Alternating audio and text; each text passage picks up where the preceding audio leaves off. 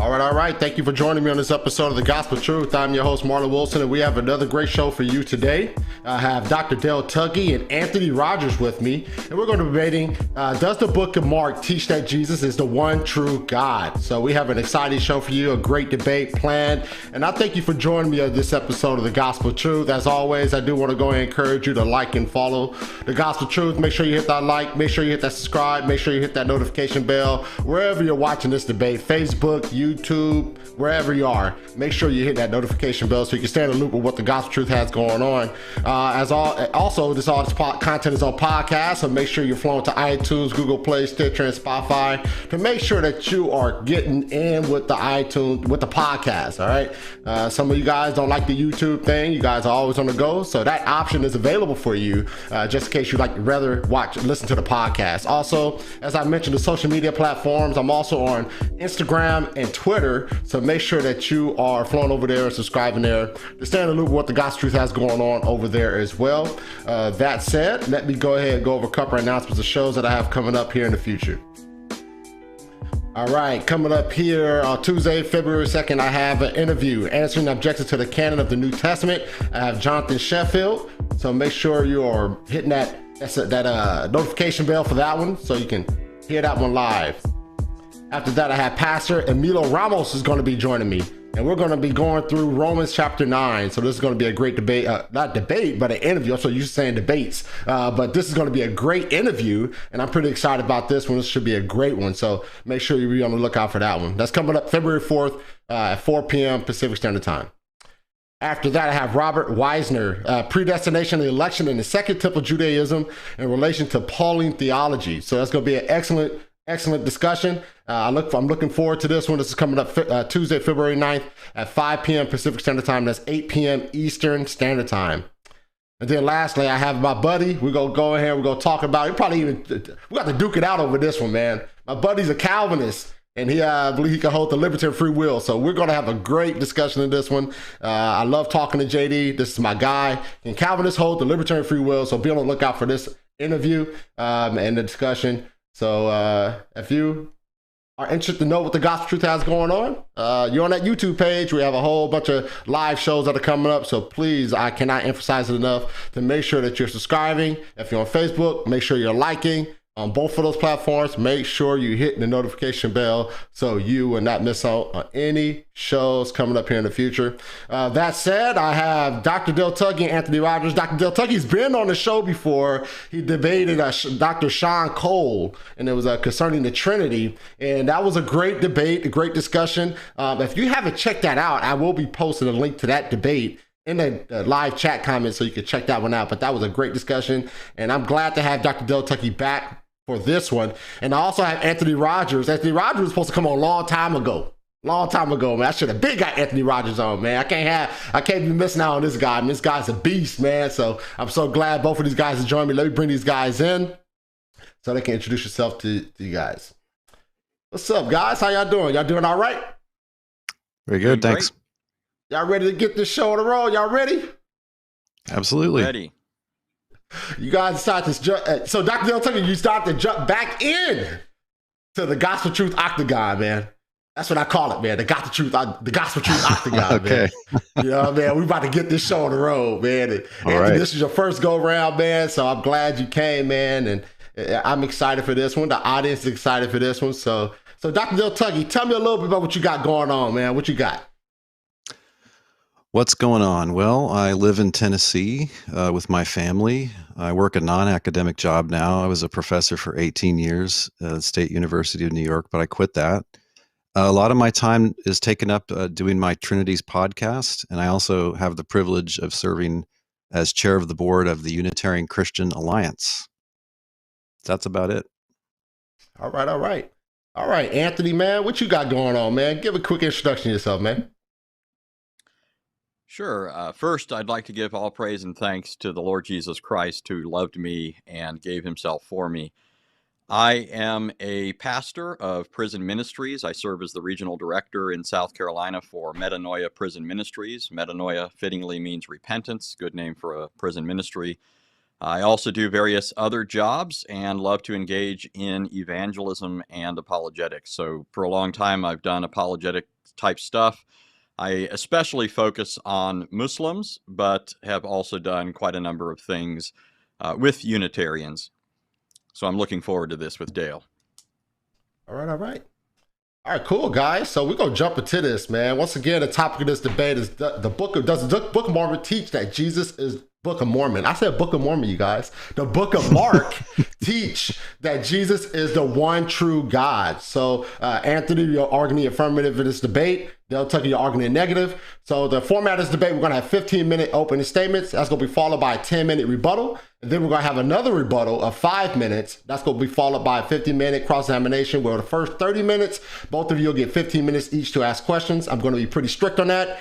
As the interlocutor, as a person asks a question, I expect the opponent to answer the question. And then after that, we're going to have more of a 20-minute opening statement to close out that cross-examination portion. That's going to be followed by a 5-minute closing, and then we have Q&A from the audience. Sounds good? Sounds good. Yep. All right, Anthony, let me know when you're ready, and I will start your timer, and you have 15 minutes. Okay, I'm ready. All right, you got it. All right, because Mark's gospel presents itself as the fulfillment of the new Exodus hope of the Old Testament, it's requisite to briefly rehearse that foundational event and have it before us. At the time of the Exodus, Pharaoh defiantly taunted, "Who is the Lord that I should listen to him?" This question received a definitive answer from the Lord, who demonstrated who he is by going forth as a man of war, Exodus 15:3, performing numerous signs and wonders in the sight of Israel and doing battle with Pharaoh, his wise men, and the gods of Egypt. All of this culminated in the Lord ransoming the people and delivering them from the land of the dead by rebuking the waters of the Red Sea, with the Lord himself crossing over before them and then drowning Pharaoh and his legion in the sea. The Lord then led the people into the wilderness, where he miraculously fed them manna, bread from heaven, and then brought them to the foot of Mount Sinai, where Moses was told by the Lord in Exodus 24:1, "Come up the mountain to the Lord." Contextually, the Lord was referring to the angel of his presence, that fully divine person about whom the Lord spoke in the immediate context, saying, "Be on your guard before him and listen to him, for he will not pardon your transgression, since my name is in him." As momentous as all of this was, the people often murmured and tempted the Lord in the wilderness, thereby displaying uncircumcised hearts and ears. By their actions, they asked the same question as Pharaoh: "Who is this that we should listen to him?" All of this pointed to the need for something greater and prefigured what the Lord was going to do in the future. For example, in places like Isaiah 40 through 66 or Malachi 3 and 4, the prophets spoke of the fact that the Lord himself was going to come again and accomplish a new and better Exodus. The glory of the Lord that had departed from Israel was going to return, and he was going to bring about eternal redemption from sin and death, the defeat of the evil one and his troops, and pour out his spirit to give his people circumcised hearts and ears. Significantly, Isaiah repeatedly referred to this new Exodus hope as good news or gospel. As we turn to Mark, this is exactly what we find. The incipit of the book, the very first line, identifies it as the beginning of the gospel of Jesus Christ, the Son of God. It's my contention in this debate that this title in Mark indicates that Jesus is the true and proper Son of the Father, the Son by nature, and therefore the very coming of the Lord promised in the Old Testament. Mark himself makes this clear by what he immediately goes on to say in verses 2 and 3. Kathos gegraptai, just as it is written, a phrase in Mark that always points back to it's the explanation of what has just preceded. And in this case, it's a composite citation of Isaiah 40, verse 3, and Malachi 3, verse 1. "Behold, I send my messenger ahead of you, who will prepare your way, the voice of one crying in the wilderness, make ready the way of the Lord, make his paths straight." This is what Mark means by the Son of God. As the Son, really and truly, Jesus Christ is the Lord. In fact, this quote from Isaiah 40 is a scene of God announcing in his heavenly court what is to come. And Mark gives these words a prosopological cast. He presents these as words of direct address by the Father to the Son prior to the sending of John. Behold, I send my messenger ahead of you who will prepare your way. In other words, this address to the Son as the Lord took place in heaven prior to the sending of John. In light of these programmatic words at the start of the book, where Jesus, the Son of God, is identified by the Father as the promised Lord, it's not surprising that the title Son of God is used throughout Mark in a patently divine sense. For example, Christ's sonship is something exclusive to him, as indicated in 1:11, 9:7, and 12:6, where it's modified by the word agapetos, which standard lexicons define as the one and only of his class. Jesus is God's son in a unique sense from all who came before him.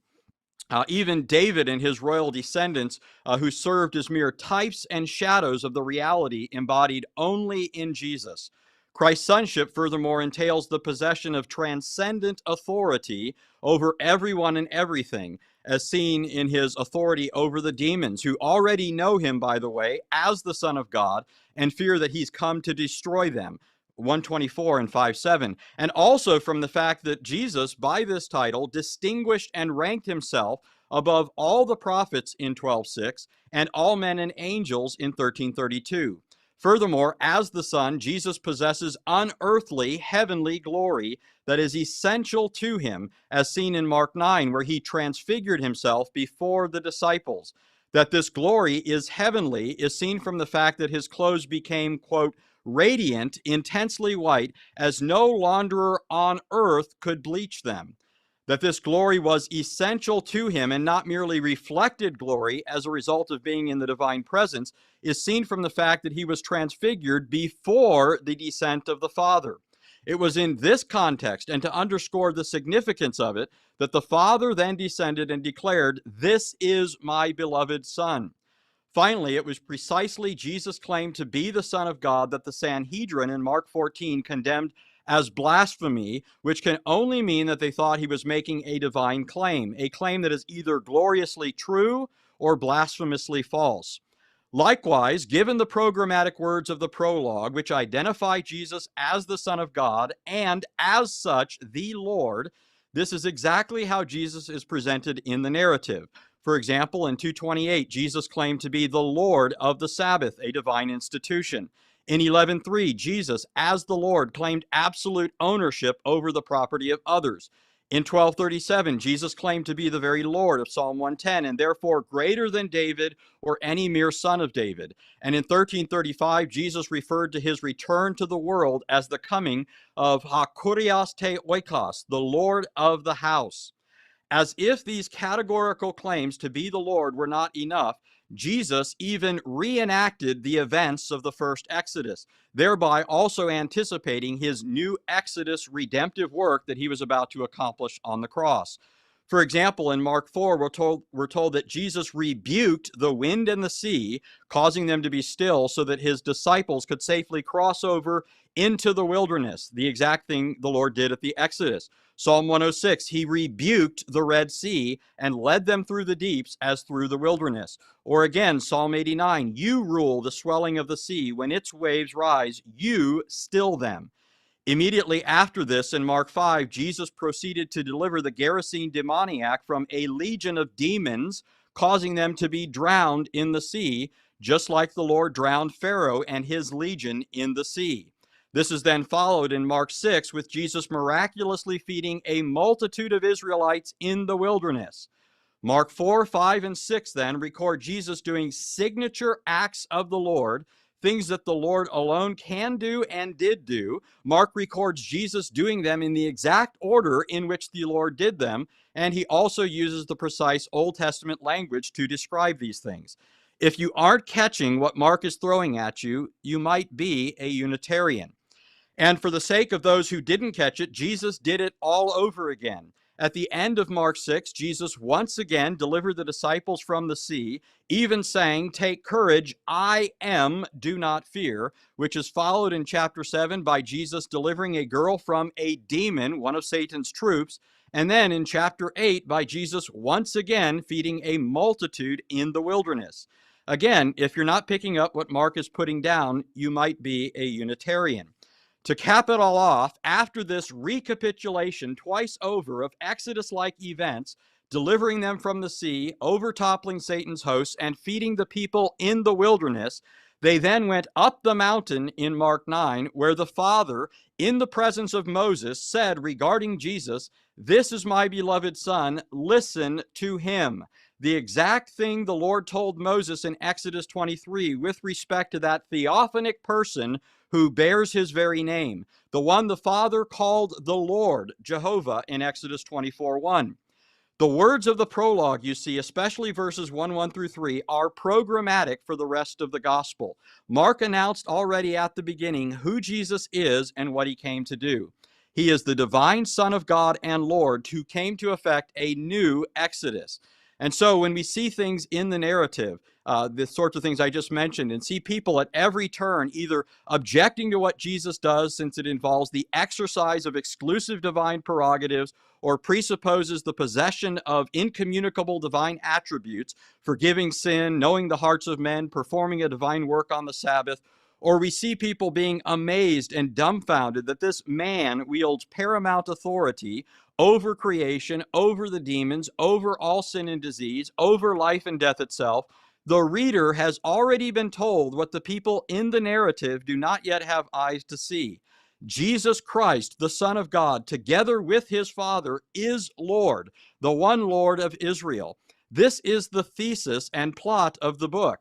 Mark has already told the reader in the prologue who Jesus is, and the question on everyone's lips is, who is this? When Jesus forgave the sins of the paralytic man in Mark 2, the scribes objected. Why does this man speak that way? He's blaspheming. Who can forgive sins except one, God? Mark's answer in the prologue, this is the Lord. Or again, in Mark 11, the chief priests, scribes, and elders asked, by what authority are you doing these things? In other words, who do you think you are, and why should we listen to you? Mark's answer in the prologue, he is the Lord. It's because these scribes, these PhDs, only recognize that Jesus is a man. In other words, they were Socinians before their time, that they thought Jesus was blaspheming for saying and doing what could only be said and done by one, God. The rulers of that age did not understand, for if they had understood, they would not have crucified the Lord of glory. The plot is also seen in the case of the masses who hear without hearing and see without seeing, and so are left utterly amazed and dumbfounded, wondering what this is all about. In Mark 1:27, for example, they were all amazed, and so they debated among themselves, saying, "What is this? A new teaching with authority. He commands even the unclean spirits, and they listen to him." What is this? It's the coming of the Lord. The Lord of glory, the Lord of the Exodus, has returned to his people. In Mark 6:2, it's written that the many listeners were astonished, saying, where did this man get these things? And what is this wisdom that's been given to him? And such miracles as these performed by his hands. Mark 7:37, they were utterly astonished, saying, he's done all things well. He makes even those who are deaf hear and those who are unable to talk speak. Why is everyone amazed and dumbfounded? Because they think he's only a man. And everywhere they are described by Mark as deaf, dumb, and blind. The plot is even seen in the case of the disciples who only arrive at a partial understanding prior to the cross and resurrection. In Mark 4, after Jesus rebuked the wind and the sea, the fearful response of the disciples was, who then is this, that even the wind and the sea listen to him? Mark's answer in the prologue, this is the Lord. After feeding the multitude and walking on the water in Mark 6 and declaring himself to be the I am, it says the disciples were utterly astonished, for they had not gained any insight from the incident of the loaves, but their hearts were hardened. The same thing is seen again in Mark 8:17 through 18 and all the way up to the cross. The divine identity of Christ, you see, is the thesis of Mark's gospel. And the failure and need to recognize it is the plot. Over and over again, we're told that the people recognized Jesus as a man, and in some cases, even as a prophet and the Christ, but not as the divine Son of God and Lord, because their eyes were closed, their ears were stopped up, they had stiff necks and hard hearts, something that could only be overcome by Jesus going before his people, becoming their Passover lamb, and passing through the waters of death, thereafter to ascend that heavenly Mount Zion and pour out his Spirit. And you, the listener, if you have ears to hear, do not miss this fact. This is also the plot of this debate. One person in this debate stands on the side of the narrator and is telling you that Jesus is the Lord, who of old delivered the people from the land of the dead, and now has come in the fullness of time to deliver his people from death itself. The other person in this debate, like the scribes, the wise men, the philosophers and disputers of this age, believes that Jesus is only a man, or at best, nothing more than a son of David. He stumbles, as you're going to hear, over the fact that Jesus prayed, was tempted, ate, slept, served, and died. And his hope in this debate is that he, by taunting you with these facts and tacitly joining in with the mockery of those who rejected Christ, can thereby crucify and silence Christ's divine claims. But don't you see, while Jesus was certainly a man, Mark's gospel demonstrates that he was a man of war, the Lord Jehovah, Exodus 15:3, Isaiah 42:13, who came not to be served, but to serve and to give his life as a ransom for many. And I'll conclude with that. All right. Thank you, Anthony. Appreciate that opening statement. All right, Dr. Del Tuggy, you're up for your 15-minute opening. Let me reset your time, and then you can go for it. All right, time is reset. Let me know when you're ready. Okay, thanks. All right, you got it. Does the gospel according to Mark teach that Jesus is the one true God? Of course it doesn't. The suggestion is ridiculous. And today I will explain why any careful reader of this gospel can reasonably dismiss any scholarship that focuses on some details in the book and tries to show that the author has sneakily encoded a Jesus is God message into it. And keep in mind that our debate topic today is not, is Jesus more than a mere man? Or is he in some sense divine? Or does the author hint that Jesus pre-existed? No, the question is whether or not this book teaches Jesus to be the one true God himself. Clearly, the answer to that question is no. We can see this by looking at what the book does say, what it doesn't say, and what sort of book this is. Let's start with what the book clearly asserts. Its clear main thesis, contra Mr. Rogers, is that Jesus is God's Messiah, his Christ, also called the Son of God and the Son of Man. This thesis is stated by the narrator, by friendly characters in the narrative, by lots of hostile characters, and by the main character himself, our Lord Jesus, and even by the voice of God himself, who is somebody else, by the way. A high point in the book is the scene where the disciples finally get it, grasping Jesus' true identity. Here Jesus asks the disciples, "Who do people say that I am?" And they answer him, "John the Baptist, and others Elijah, still others, one of the prophets." He asked them, "But who do you say that I am?" Peter answered, "You are the Messiah." And Jesus sternly ordered them not to tell anyone about him. Notice Jesus' implicit agreement with Peter's answer.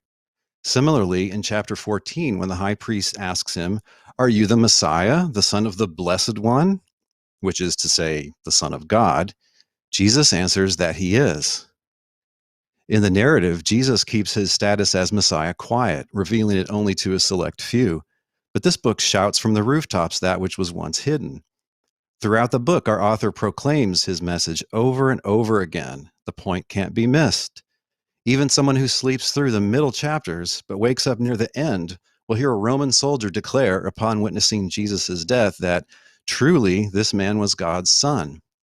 And posted on his cross is a true title of God's Messiah, the King of the Jews.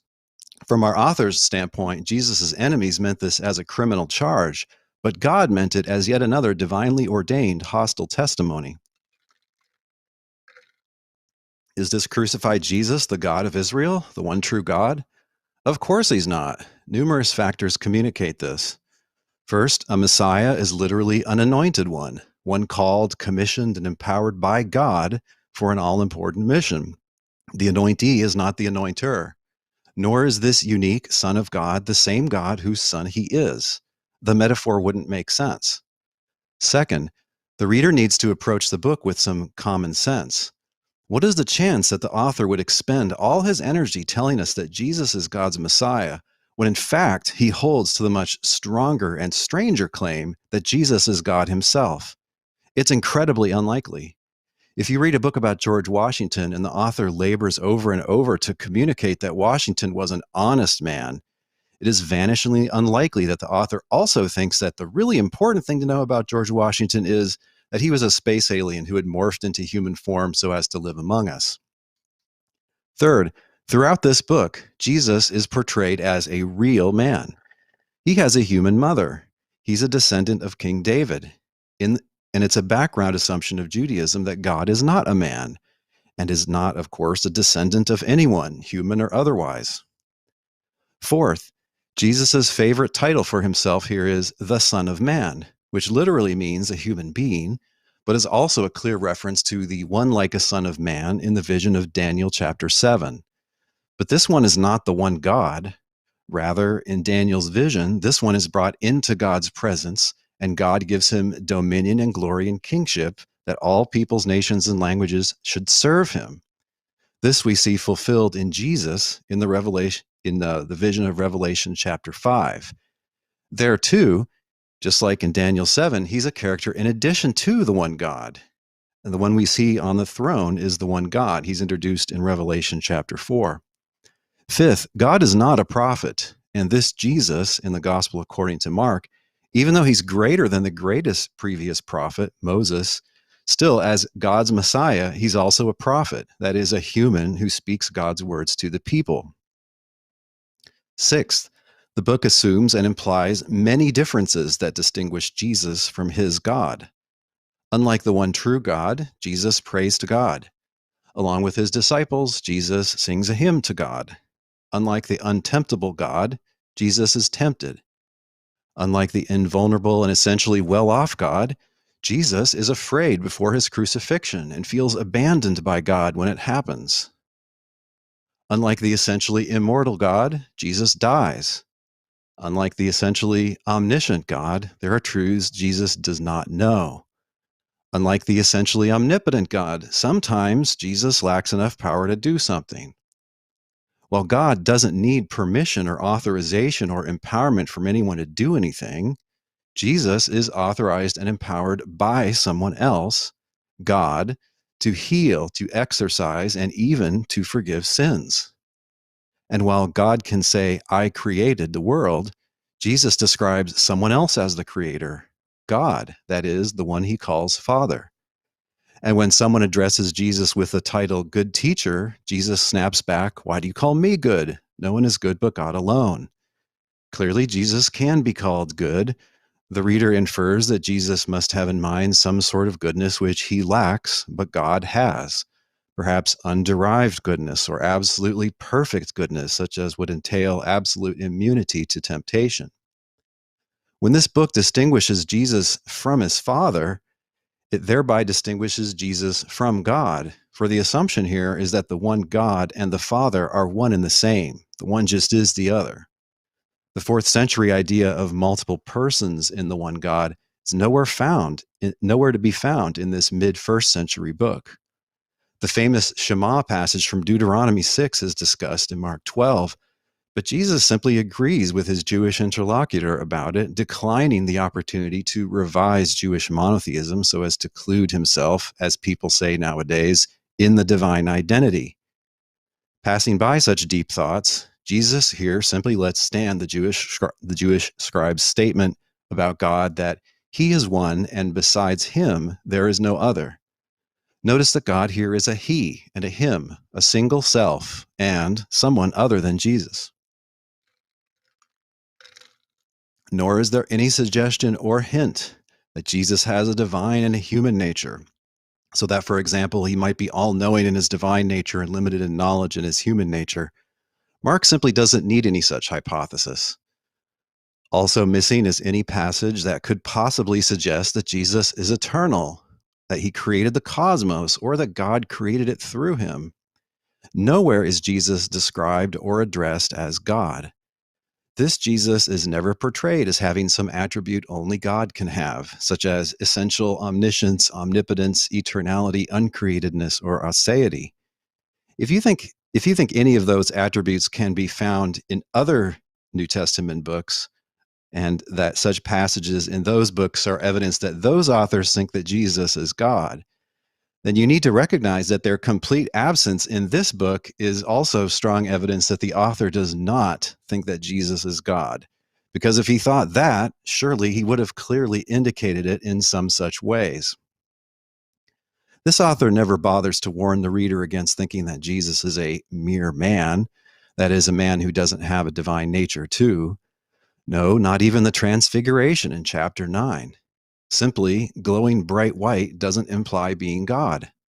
This is a kind of glory temporarily given to the man Jesus by his and our God, the one who in this very incident tells the disciples with Jesus, "This is my son, the beloved, listen to him." Neither the narrator nor the characters conclude from this incident that Jesus has a divine nature, and neither should you. Nor do his works show him to be God. The Jesus of the New Testament Gospels does things some assume only God can do. Thus, in Mark chapter 1, the people are amazed that Jesus has authority over unclean spirits. One might suppose this is because Jesus is God himself. But in chapter 6, we see that Jesus has passed on this authority to his disciples, who proceed to cast out demons too. It's clear that neither the disciples nor Jesus cast out demons by their own divine power, but rather by authority and power given from God, Jesus directly and his disciples through him. The general lesson here is that when you see Jesus' followers doing something, even what is normally, quote, a divine prerogative, this means that doing that does not require being the one God or having a divine nature.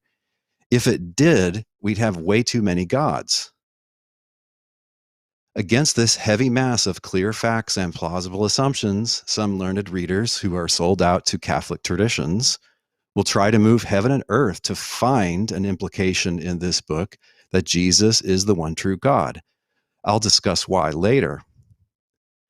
But as you heard at the start of this debate, they grasp at straws and flail ineffectively around the topic, often retreating back to much lesser claims, such that Jesus and God here are closely associated, that both are called Lord in this book, or that Jesus is the Son of God in a unique sense. All true claims, but not to the point. At other times, they argue using unsupportable premises, such as that only God himself can control the wind and the waves, or that God himself can forgive sins, or that only God himself can walk on water. The problem is that it would seem to be an easy thing for the omnipotent God to empower a human being to do such things. In many cases, the speculations are so unhinged that they reveal a misunderstanding of the genre and intended audience of this book. Mark wrote an action-packed, simple narrative, which, as we've seen, is wholly oriented around presenting Jesus as truly God's Messiah, the King of the Jews, the Son of God, the Son of David, and the Son of Man. The author hammers home this point clearly and repeatedly and in several ways, so that it can't be missed, even by a half-asleep listener. Notice I just said listener, not reader. In ancient times, literacy was fairly rare. We should assume that Mark knew who his audience was. It was believers in house churches and small gatherings that would include men and women, young and old, slave and free. Most of the audience then would be listeners, not readers, and the average education level would be very low. As Paul wrote to the Christians at Corinth, not many of you were wise by human standards. A competent teacher facing this crowd does not cleverly encode his main or most important message underneath a surface message. A competent writer addressing this crowd doesn't expect people to read between the lines. Rather, he writes punchy, action-packed lines, puts all of his message there writ large, and this is exactly what our author has done. Right? This book was not designed to be a playground for scholars to come up with new ways to try to derive the deity of Christ from it, new ways which were never heard of in ancient times or in medieval times in many cases. It's not for the hint hunting scholar. It's for the eighth grader. It's for the working mom. It's for the average Joe Sixpack. That's the genre. In conclusion, everyone, whatever their theological persuasion, should agree that this gospel does not present Jesus as the one God. Yes, even a Trinitarian. Yes, even someone who believes in the deity of Christ. Not every biblical book has to teach all the important truths. It is jarring and odd, to be sure, if Mark should leave out such an alleged central truth that Christ is God. But this is simply the book we have, people. A Trinitarian should just say, I guess for some reason this gospel spotlights Jesus's humanity without teaching his divinity. Indeed, most Trinitarian scholars, one who are actually experts on this book, don't go nearly as far as my debate opponent today. Generally speaking, commenters will limit themselves to suggesting that the title Son of God may mean more than Messiah, perhaps, suggesting that Jesus as God's Son is in some sense divine and not a mere man. A Trinitarian is well advised to side with these scholars and leave aside overreaching, anachronism crazy, flailing apologetics. Mark is no murmuring occultist.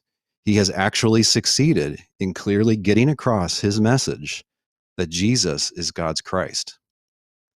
Thank you. All right. All right, guys, thank you for those opening statements. So now we transition to our rebuttal round. And let me pull this up. Yeah, transition to a rebuttal round. The rebuttal will be 10 minutes, and then we'll follow that with a 5-minute rebuttal.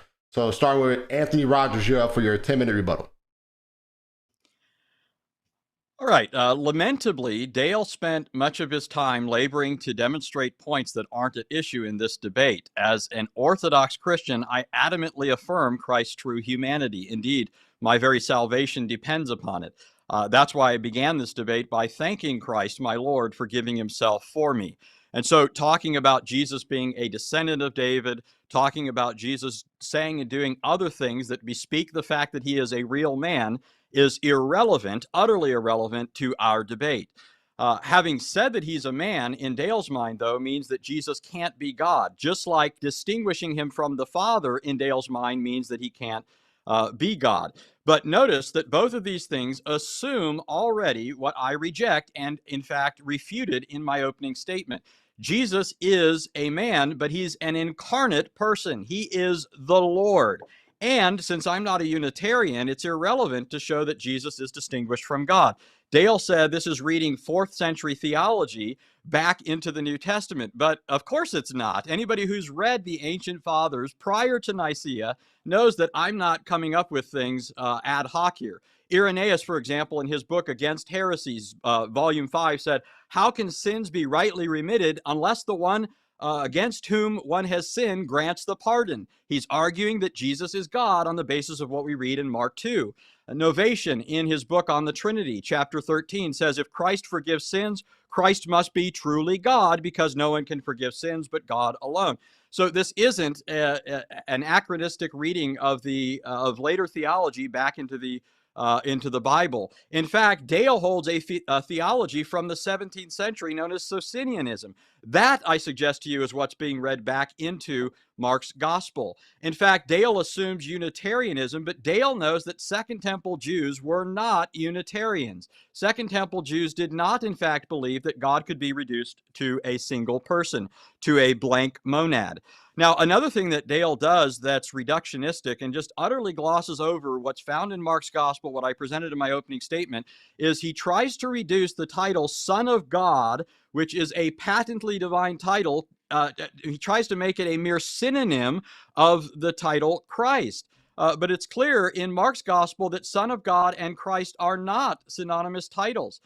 For example, in Mark 1:1, when it says the beginning of the gospel of Jesus Christ, the Son of God there is not being used in apposition with the title Christ, because the word Christ isn't even being used there as a title, but as part of a compound name. So it's not being used in a titular fashion, and therefore Son of God is not being used as a definition of Christ. It is an additional title for Jesus, indicating who Jesus is. When Dale says that Mark 8 is the high point of the book, he's again stumbling over this confusion. It's not the high point of the book. In fact, what Dale calls the high point of the book, astoundingly, is where Peter makes a major faceplant. After Peter accurately confesses Jesus as the Christ, he shows that his insight is not yet complete, because Peter is immediately thereafter rebuked by Jesus as Satan. So what Dale thinks is Peter arriving at a full and complete picture of Jesus is something that Jesus himself denounced as satanic. Rather, the high point, both literally and literarily, is Mark 9, when Jesus then takes them up the mountain and the Father declares in their hearing, "This is my beloved Son, listen to him." As I pointed out in my opening presentation, the whole picture here is that of Jesus as a divine person. He is transfigured before the disciples before the cloud descends on the mountain. So this isn't merely reflected glory. It says that his clothes became radiant, intensely white, as no launderer on earth could bleach them, indicating that it's heavenly glory. This is all prior to the cross and resurrection. So Jesus has essential heavenly glory. And it's in this context that the Father ups the ante and tells the disciples, no, not merely the Christ, but the Son of God, the one to whom all men are to listen. It even uses the exact language used for the Melech Yahweh in Exodus 23, the one whom the Father calls Jehovah in Exodus 24:1, telling Moses, listen to him. So Jesus is not being identified as Son of God in this reductionistic sense. He is exclusively the Son. All who came before Jesus were but types and shadows of the reality embodied in him. This is why Mark identifies Jesus as the Lord. And he doesn't leave this title out there as something ambiguous. He explicitly ties it to Old Testament texts about Jehovah. Isaiah 40, verse 30, or verse 3, is said to be fulfilled in Jesus. He is the coming of the Lord. He also quotes Malachi 3, verse 1, where the coming one is called Ha-Adon, an exclusively divine title.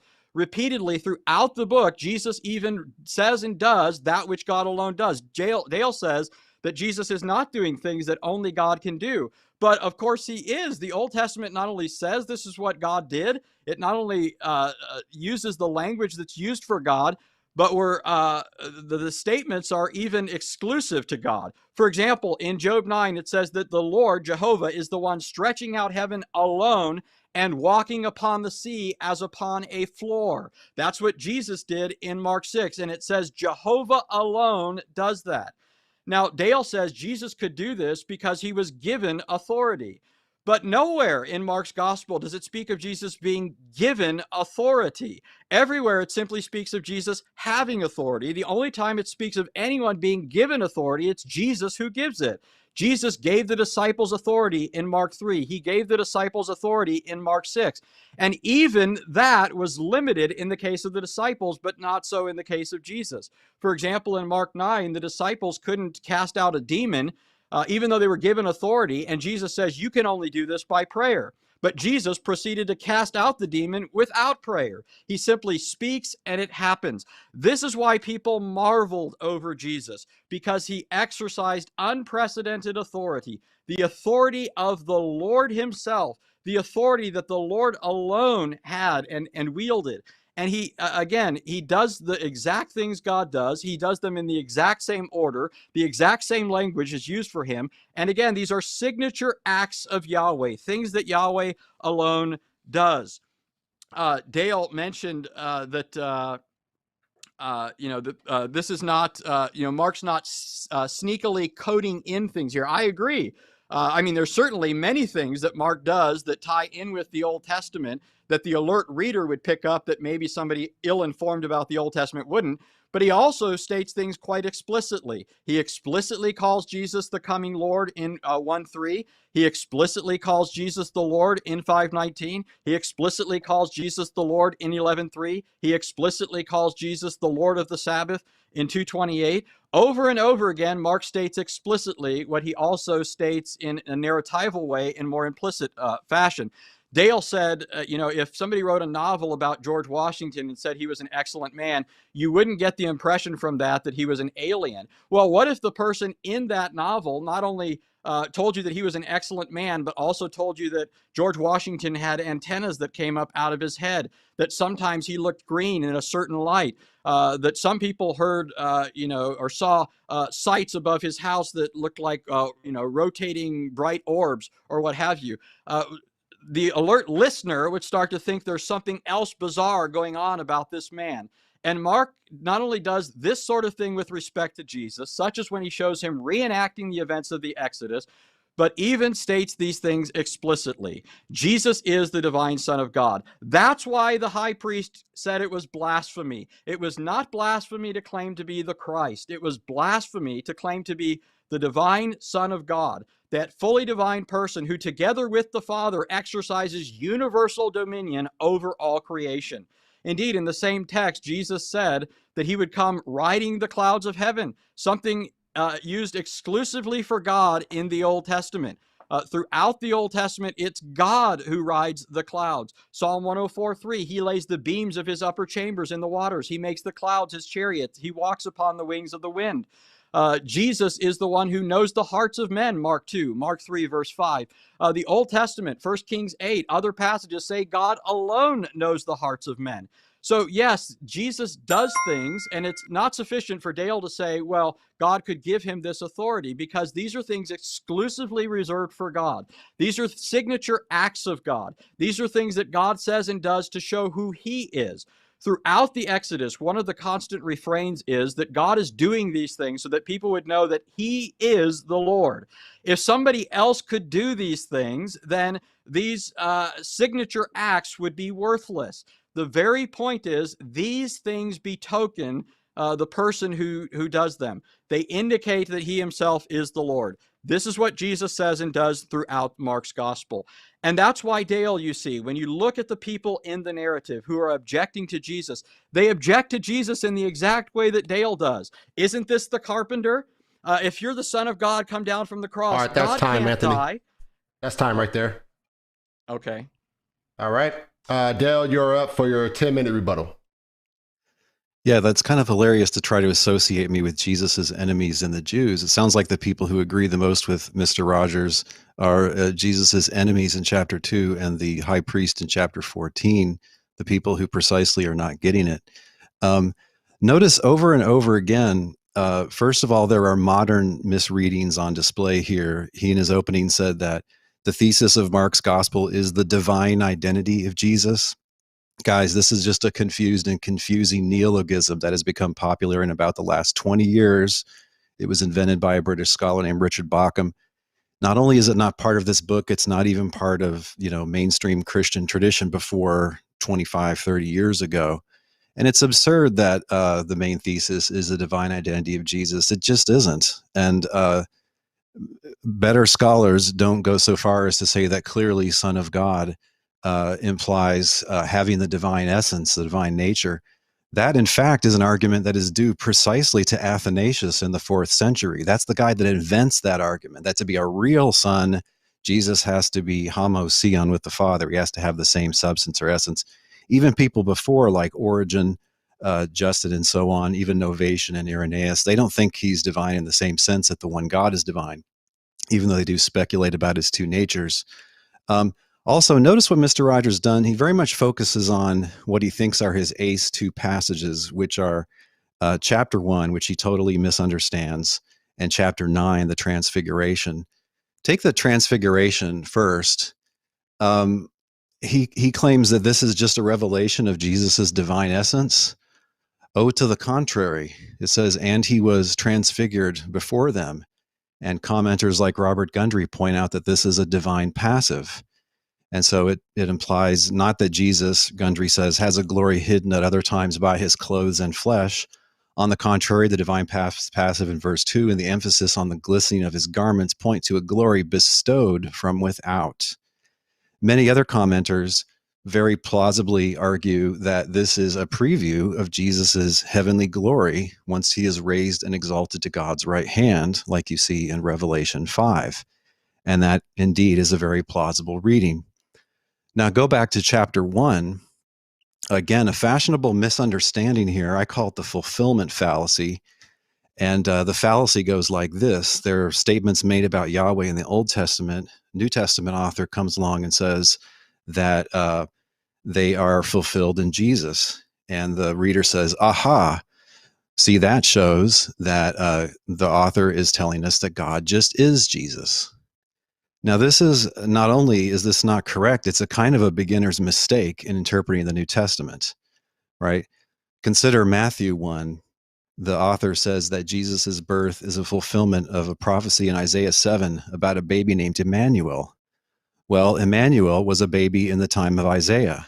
Now, when he says that Jesus fulfilled that, he's not telling you that Jesus is that baby from the time of Isaiah. That would be a weird case of reincarnation.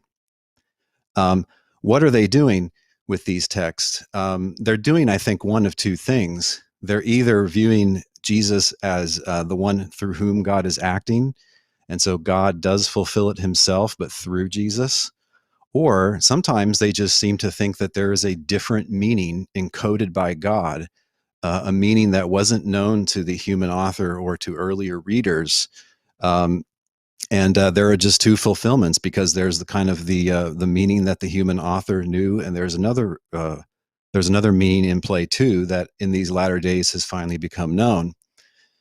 As many commenters point out, when Mark mashes up those three quotations, he changes the wording a little bit so that you don't think that this is God himself, this Jesus who's being announced by John the Baptist. So he changes the me in Malachi 3:1 to your in verse 2. In Isaiah 44, he changes the highway of our God to making his paths straight, that is the Lord, understood as the Lord Jesus. So yeah, chapter 1 doesn't tell you that Jesus is the one God. In fact, Jesus is distinguished from the one God. Jesus is the one that gets baptized. The one God is the one that says, hey, this is my beloved son. In that scene. Let's see, I'm not going to waste time with all the assuming Unitarianism standard stuff. Prosopological address in heaven before Jesus's birth. He wants to read these words from the prophets as, reflecting a conversation before Jesus's incarnation, I guess. Well, there's just no reason to take it that way.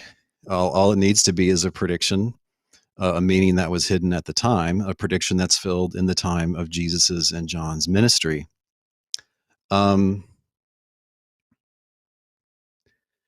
I agree that there is a new Exodus theme, but look, these arguments that he does things that only God can do are completely absurd. To claim that only God can walk on the water would make Peter God. Peter steps out in faith in the Matthew version of walking on the water, and he's not God. And Mr. Rogers is just assuming throughout, he's got this theory that Jesus has a divine nature. And he's like, well, look, this is the only explanation of what you see here. Okay, but the theory doesn't really have any foundation in what the author explicitly says. And also notice that the narrator and the characters don't infer anything about Jesus being God from all these wonderful things. What they do infer is that Jesus' authority is, it says in one place, from heaven. That is, he gets his authority, his mission, his power from God. That's the understanding. The misunderstanding, thinking that Jesus is God himself, I think it goes way back. There have probably always been at least a few people who think that only God can forgive sins, and then ridiculously agree with Jesus's critics in chapter 2. Okay, but notice a few things about that incident. The author himself gives no signals that this is supposed to show that Jesus is God. On the face of it, his critics' assumption that only God can forgive is as false as their belief that Jesus has blasphemed. He hasn't blasphemed, nor is it true that God only can forgive. Jesus says the point, actually, that not that he heals in order to show that he's God, but he says, quote, that the Son of Man has authority on earth to forgive. And the reader understands, yeah, authority given by God. And right, the crowd actually gets the point that God has authorized Jesus to forgive, which is why, verse 12, they glorify God, not Jesus, for what just happened. They know that it's God working through him. And interestingly, when John presents this, he gives a little extra crowd reaction element to the story, which seems designed specifically to head off this misunderstanding of agreeing with Jesus's critics. So Matthew writes in Matthew 9:8, when the crowd saw it, they were filled with awe, and they glorified God who had given such authority to human beings. Right, humans like Jesus, the human Messiah. And he's just making explicit what is implicit. So yeah, to forgive is a divine prerogative, but it can be shared. As shown by when Jesus authorizes his apostles to forgive in John 20. Right, so we know this is an early Christian belief that you don't have to be God himself or fully divine to forgive. Our Second Temple Jews, assuming that God is multi-personal, this is a kind of a out there fringe view, I think, that Mr. Rogers has, that Jews in this era were Trinitarian, or at least they think God is multi-personal. I think that's obviously incorrect. And you can see it reflected in this book in chapter 12 and in various bits of other places here and elsewhere in the New Testament, where Jews are referring to God as a single self using singular personal pronouns. There isn't anything in the book which could reasonably be taken as absurdly implying that Jesus, quote, is the same God as his Father, or that they is the same Lord. That's just confusion. Now, about the term Lord, we need to go to the lexicon to help us. There is no meaning of Lord in the New Testament when it refers to or covers God and Jesus, or the Father and the Son. It's used in 4 ways. It can mean sir. It's a polite term of address. It can mean Lord in the sense of a boss, like Lord of a manor.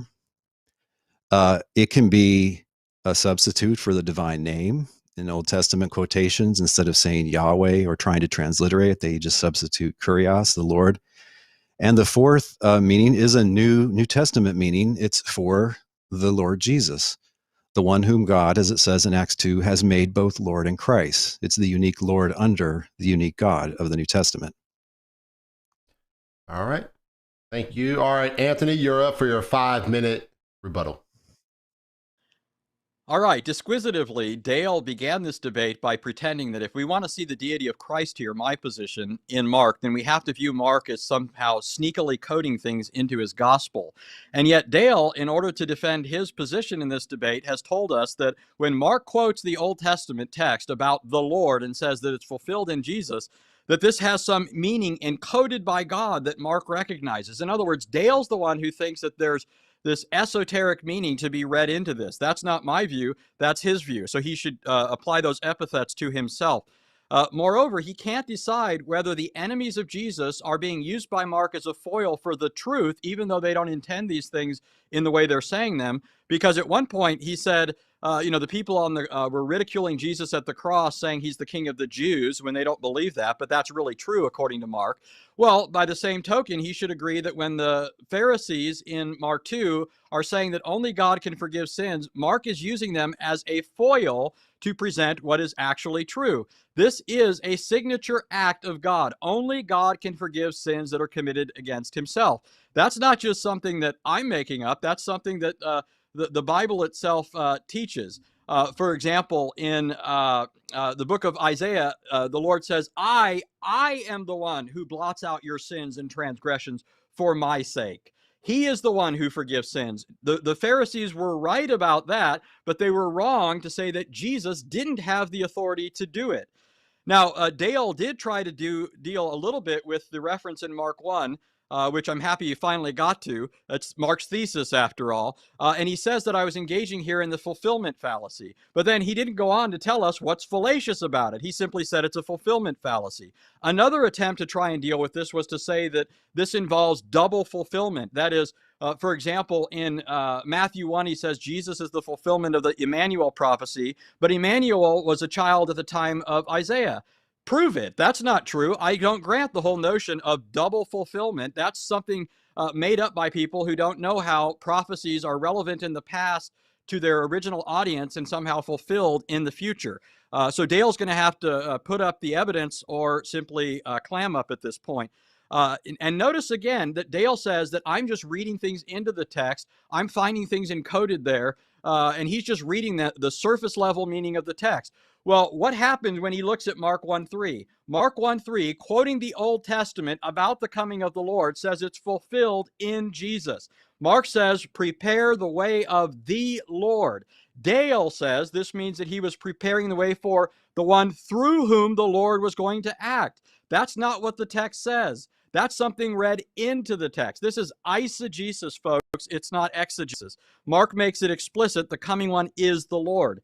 Dale said in Mark 9, the transfiguration is not proof that Jesus has inherent heavenly glory, because rather it uses the divine passive.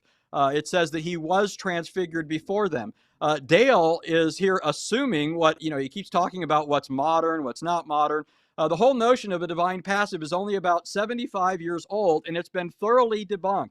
In fact, throughout Mark's gospel, passive verbs are used to refer to things that Jesus did, not the Father. For example, in Mark 1:41, Jesus said to the leper, be cleansed. It's a passive verb, but it was Jesus who cleansed the leper. In fact, the leper said to Jesus, if you are willing, you can make me clean. Jesus said, I am willing, be cleansed. So it uses a passive verb for something Jesus did. So when it says Jesus was transfigured, the fact that it's passive is irrelevant. It refers to an action performed by Jesus before the Father descended on the mountain.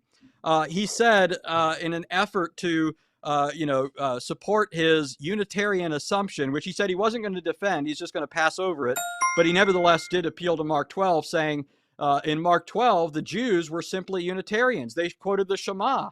But he assumes that these Jews are understanding that in a 17th century Unitarian way. And even if that were the case, it should be obvious that Jesus puts them on the horns of a dilemma by immediately thereafter citing Psalm 110, where it says, the Lord said to my Lord, sit at my right hand until I make your enemies your footstool. Jesus said to them, how can he be David's son if David called him Lord? Notice this is the very conundrum that Dale faces in this debate. Dale said that Jesus can't be the Lord because he's a descendant of David. Jesus turns the tables and says, how can he be a son of David when David called him Lord? Dale says that when the high priest condemned Jesus for blasphemy, they're wrong, that this isn't blasphemy. Well, I agree that Jesus is not blaspheming, and that's only because Jesus is right. Dale's agreeing with them that Jesus is not the divine Son of God. I'm agreeing with them that if he were not the divine Son of God, it would be blasphemy. And obviously, Mark is saying that Jesus was claiming this, and they were wrong to reject his claim. He appeals to other gospels in an attempt Anthony, to that's try time right there. That's time right there. Okay. All right. Dale, you're up for your 5-minute rebuttal. Yeah, so again, notice he's driving a stake down in Mark 1 and Mark 9, misreading them and trying to make those the key to the whole book. My view is based on looking at the entire book and looking at what's the clear message. Other scholars who believe in the deity of Christ and who believe that Mark teaches the deity of Christ, they just flat embrace that there is a hidden message in addition to the surface message. Mr. Rogers can't even see clearly as to what the surface message is. So absurdly, he's saying that the surface message is that Jesus is the one God himself. I'm not saying, by the way, that every passive means that it's God who's the actor. Nobody thinks that. I don't see how you would establish, and he hasn't given us any argument other than saying that Jesus becomes bright before God speaks. I don't know how you would establish that that brightness is essential to Jesus. How would you rule out that there's a divine glorification happening before God speaks? I don't know. That's why that's not much of an argument. Now, he doesn't understand the fulfillment fallacy. Bizarrely, this is another fringe view. He doesn't think that that Jews in this time thought there could be multiple meanings of the Old Testament and multiple fulfillments. This is just a standard view. And what I called the fulfillment fallacy, I invented the term, but it's a standard view that this is a misunderstanding. The general theme of this, and he should know this, is the New Testament use of the Old Testament. Here's another example of the fulfillment fallacy in case you don't understand it. Psalm 110:1, the original context, all scholars agree, is that this was a royal psalm. So when Yahweh says to my Lord, sit at my right hand until I make your enemies your footstool, the words my Lord originally referred to David or some king of Israel, right? And when New Testament authors quote it, my Lord refers to Jesus. Now, is that their way of saying that Jesus is this former king of Israel? No, it's ridiculous. It's that there was a meaning that applied at the coronation of a king or some such context. And then there's another meaning, which was known only to God, which is fulfilled by the exaltation of Jesus.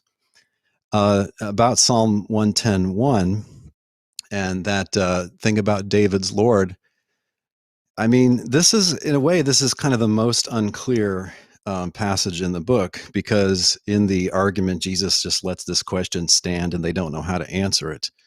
So the question is, are the original readers, what are they supposed to draw? What's the conclusion that Mark thinks is so obvious that the original listeners would know about it and draw it, so that Mark doesn't have to bother to say how it is that Jesus can be called Lord, even though he's the son of David, or rather the Messiah, who is Jesus? The answer, I think, is what you see in Acts chapter 2, that God has made Jesus both Lord and Christ. Jesus has been made David's Lord by being exalted to God's right hand. And he is a son of David, meaning a descendant of David. Nevertheless, he's greater than his mighty, famous, important prophet, king, ancestor. He's greater than all other humans because he's been given the name above all names, as Paul says in Philippians chapter 2. So commenters point out that the point here is not that Jesus is God, but it's a series of three passages in which he's criticizing the views of the scribes. And basically, he's saying that this category, son of David, is inadequate by itself. It's inadequate to describe the Messiah, especially in light of the Messiah's, kind of godlike elevation to God's right hand. Blasphemy, yeah. I don't think you should draw too many conclusions based on accusations of blasphemy in this book. It's kind of unclear what these guys think blasphemy is. And I think Mark's point is that actually these turkeys are the ones blaspheming. I believe when he's getting taunted on the cross, the translations don't translate it as blaspheming, but it's the same Greek word that they're blaspheming by mocking Jesus on the cross, right? Insulting God. Not because Jesus is God, but because God was in Christ reconciling the world to himself. To, say this is a phony or a guy inspired by demons or something really is an insult to God. And that's kind of the core meaning of blasphemy. It's like insulting God. But yeah, I think I'll leave it there for now. All right, guys. Thank you for those rebuttals. So now we're going to transition to our cross-examination portion of this debate. And once again, this is a total of 50 minutes. The first 30 minutes will be 15 minutes each to ask questions. And then the final 20 minutes will be more of an open discussion. Starting with Anthony, you're up for your 15-minute cross-examination of Dr. Del Tuggy. All right, Dale, let's talk first about your invention of the fulfillment fallacy. Now, you've sort of switched terms here. When you talked about a fulfillment fallacy, you never actually gave examples for that. You switched to what you call double fulfillment. Those aren't the same thing, not even in your own terminology. Yes, you did. Well, let me ask my question. So you have said that Psalm 110 is originally a royal psalm that could have referred to David. Is that what Jesus says in Mark 12? Well, let's look at Mark 12. I don't know. I don't have it right in front of Well, me. I can tell you what it says. He's assuming that Jesus it's said, David describing the himself, Messiah. David himself, 12:37, calls him Lord. How then is he his Right. son? Is Jesus saying that this first had reference to David and then is fulfilled in him as a kind of double fulfillment, or it simply refers to him and that's who David was talking about? Sorry, what's the question? Okay. Your argument, your position is that there are double fulfillments going on, and that's how you try to neutralize the explicit statement in Mark 1:3. You said that Psalm 110 was originally fulfilled in David, but has a double fulfillment. It's fulfilled in Jesus. Jesus rules that out in Mark 12. No, he doesn't rule it out. Okay, 12:37. David's the human author Lord. of this prophecy, which is being fulfilled. That's what he's presupposing. So was David referring to himself in Psalm 110? Well, he doesn't say no. what the original context was as distinct, but just look at what scholars say, Mr. Rogers, about this psalm. Well, I don't care what scholars say. If Jesus in Mark 12 says David, yeah, you know, because it says David was talking about Jesus. David was not talking about himself. Okay, so what is your proof that Mark 1:3 is not talking about Jesus being the Lord, but rather the one through whom the Lord was acting? Mark explicitly says he's the Lord. You said he's the one through whom the Lord was acting. So what's your evidence for that? Yeah, my evidence is that the entire book distinguishes between God and Jesus. They're two different characters, and they're never said or assumed to be the same Lord or the same God. That's my evidence. You can't just keep saying the whole book says this if you can't even deal with one of the texts. In fact, one that comes at the very beginning of the book. The very beginning of the book calls him the Lord. So what proof do you have not to think of Jesus as the Lord, but as one through whom the Lord is acting? I have the context of mid-first century documents, sir, in which Jesus is commonly referred to as the one Lord in distinction from the one God. Ephesians 4, 1 Corinthians 8, etc. You said you're appealing to the whole book, then ignoring the verse 3 of chapter 1. How about 2:28? That's part of the book too. Context is king, man. Okay, well, here, listen to the king. In 2:28, the king says, the Son of Man is the Lord of the Sabbath, a divine institution. In 11:3, he claims to be the Lord who has ownership over the property of others. In 12, which we were just talking about, he claims to be David's Lord. Over and over again, he's called the Lord. That's the context of the book that you're appealing to, saying Jesus isn't the Lord. So again, what is your justification? Since you don't have the context of the book, what's your justification for saying Jesus is not the Lord according to Mark 1:3, the explicit statement? Is it something encoded there? Is it just some esoteric meaning that you read into it? How do you get out of it that he is not the Lord when Mark says he is the Lord? So I'm granting that he's the Lord in this new Christian sense of the term the Lord, like the Lord Messiah, the Lord Christ, the one who God has made Lord in Christ. Not the Lord of the Old Testament, who's the one God. This is his Father. Right. Who's Mark quoting? I think your question presupposes that there isn't that distinction. Who's Mark quoting in 1:3? Mark 1:3. Well, we know it's a mashup of three texts. Isaiah. He's quoting Isaiah in Mark 1:3. Okay. That's right. So what does the meaning have there? When you read Isaiah 43, who is the Lord? It's Yahweh. Okay, so when Mark quotes it, he's giving it some new esoteric meaning. He's thinking it has another fulfillment. Just like I said, read what scholars say about the New Testament use of the Old Testament. If you've read what scholars say, then give me the argument that scholars gave you. They're apparently not helping you. You seem to be assuming like moment. a fundamentalist kind of position, like the meaning in the New Testament has to be the same as the meaning in the Old Testament original context. Instead everybody knows that's false. You can say everybody knows that. Everybody, if you're going to appeal to the majority, Dale, and count noses, well, then you're the odd man out here. Unitarians are not the majority. Okay, give me the arguments. If you've read the scholars and they've convinced you of this, give me the evidence that convinced you of this. Quit just name dropping. What's the evidence? You don't need scholars. Part of the burden of my case in this debate is you don't need scholars to help you see that this author does not confuse together Jesus and God. They're two characters. Such as when he calls him the Lord in Mark 1:3, Mark 2:28. Yeah, that's right. Mark 11:3. Yes. Mark 5:19. Yeah, because the background is we know there's Mark a new 12. Christian use of the phrase "ha kurios," the Lord. And it's not There, God, there's it's for there's Jesus a new. Okay, you just keep asserting within their things. You don't lexicon. have the evidence for that. Now, I thought you sort of shot yourself in the foot, so I have to ask this here.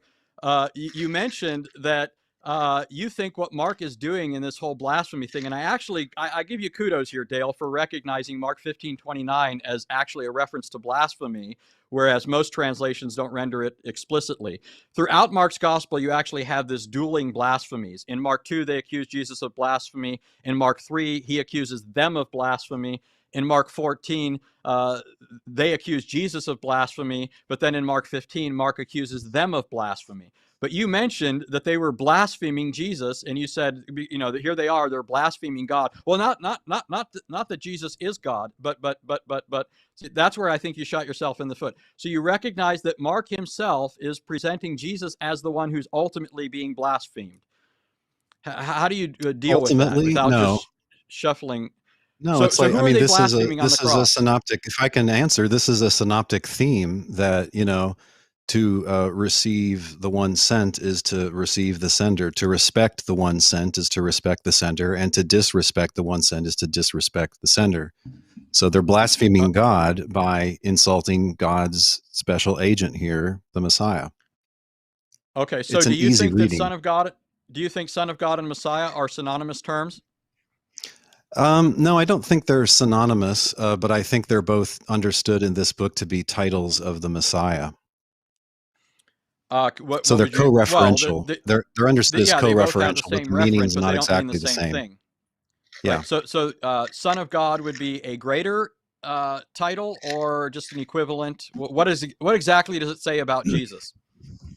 The flavor of Son of God in this book, as many commenters point out, is royal, because you have the Can you kings point being to it? referred to in like Psalm 2, I believe, and other places as, today I've made you my son. Okay, well, it And doesn't say I've made you so my that it son. goes along with the son of David and the King of the Jews theme, which are Okay, also so you titles see of it the as Messiah, equivalent Son of to the Man. title Christ. How come Mark Um, repeatedly distinguishes these two no, it's titles? not. It's not necessarily equivalent in meaning. Again, it's co-referential. They're both understood to be terms of Jesus. But for You all I just know, said it's Mark believes in the miraculous conception, and so, like in Luke 1, he may be using Son of God to mean that, like, God in a way kind of substitutes for a human father in Jesus's case. okay. So you said for all I know. So you don't get that from Mark, which is what we're debating. And if you want to appeal to the other gospels, you're jumping out of the frying pan into the fire. The other gospels most emphatically teach that Christ is Son of God in an ultimate divine sense. John 5:17 and 18 says Jesus was Son of God, thereby making himself out to be equal with God. John 10:30, they wanted to stone him for blasphemy because he was claiming to be God by saying that he was the Son of God. So that's not going to help you. Stick to Mark unless you want to, get grilled by John and the other synoptics. But in Mark's gospel, how does he define Son of God? I don't think he defines it. I think he understands it just like the Jewish priest understands it to be a title of God's Messiah, like the Son of Man, So there you go Son of again. David, and so on. But there you go again, conflating the titles. The high priest does not conflate those two titles. He doesn't use a restrictive a positive there.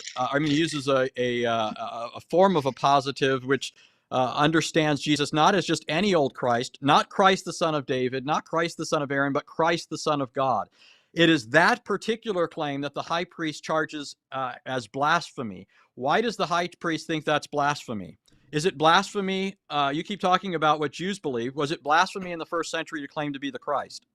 What the scholars say, Mr. Rogers, is that it's unclear what the notion of blasphemy was there, and It's for all we can tell, just falsely claiming to be God's Christ, or to be coming on the clouds with God, no to be scholar, no presumptuously taking scholar says upon the divine prerogatives, Hey, Anthony. would count as blasphemy in their eyes. Anthony, no no. let's allow Dr. Del Tucky to respond to your answers, because it seems that you're cutting them off in mid response. So let's allow for Doctor to Yeah, respond to your I question. can just tell when he's not answering. Anyways, but no scholar. You keep saying scholars this, scholars that. I mean, if you had the goods, you could present the evidence. Now I'm going to play your game. No scholar says that. No scholar says that it was blasphemy to claim to be the Christ. We can even look at the New Testament to prove that that's not the What I case. There were said was that numerous they say false it's unclear what the Jews are assuming about there blasphemy. were That's what I numerous said. messianic pretenders in the first century mentioned in the New Testament. They're never accused of blasphemy, never put to death for blasphemy. Josephus, a first century witness, mentions numerous messianic pretenders. None of them were accused of blasphemy. Bar Kokhba was claimed to be a Messiah, never claimed, was said to be committing blasphemy. Jesus was. Why is that? Like I said, I don't think it's clear how they define blasphemy. And notice you're just on a tear here with one detail, and you're ignoring what is in fact the main thesis of the book. I tried to talk to you about the main thesis, and you obviously stumbled there. But okay, you said it's not clear from this book. You told me something Richard Bauckham says. I didn't tell you anything Richard Bauckham says. But in any case, the Mark 2, you said Mark doesn't tell us how they understand blasphemy, what blasphemy is. What did they That's say right. blasphemy is in Mark 2? Why don't you tell me? They said he was claiming to be God. Who does man think he is? Who can forgive sins but God alone? So they understood blasphemy. They're not saying he's claiming to be God. That's absurd. And the author doesn't say that. They're saying it was blasphemous to claim he can forgive sins. They're looking at him. They know he's not God. They're not saying he's claiming to be God. So in their minds, what is blasphemy?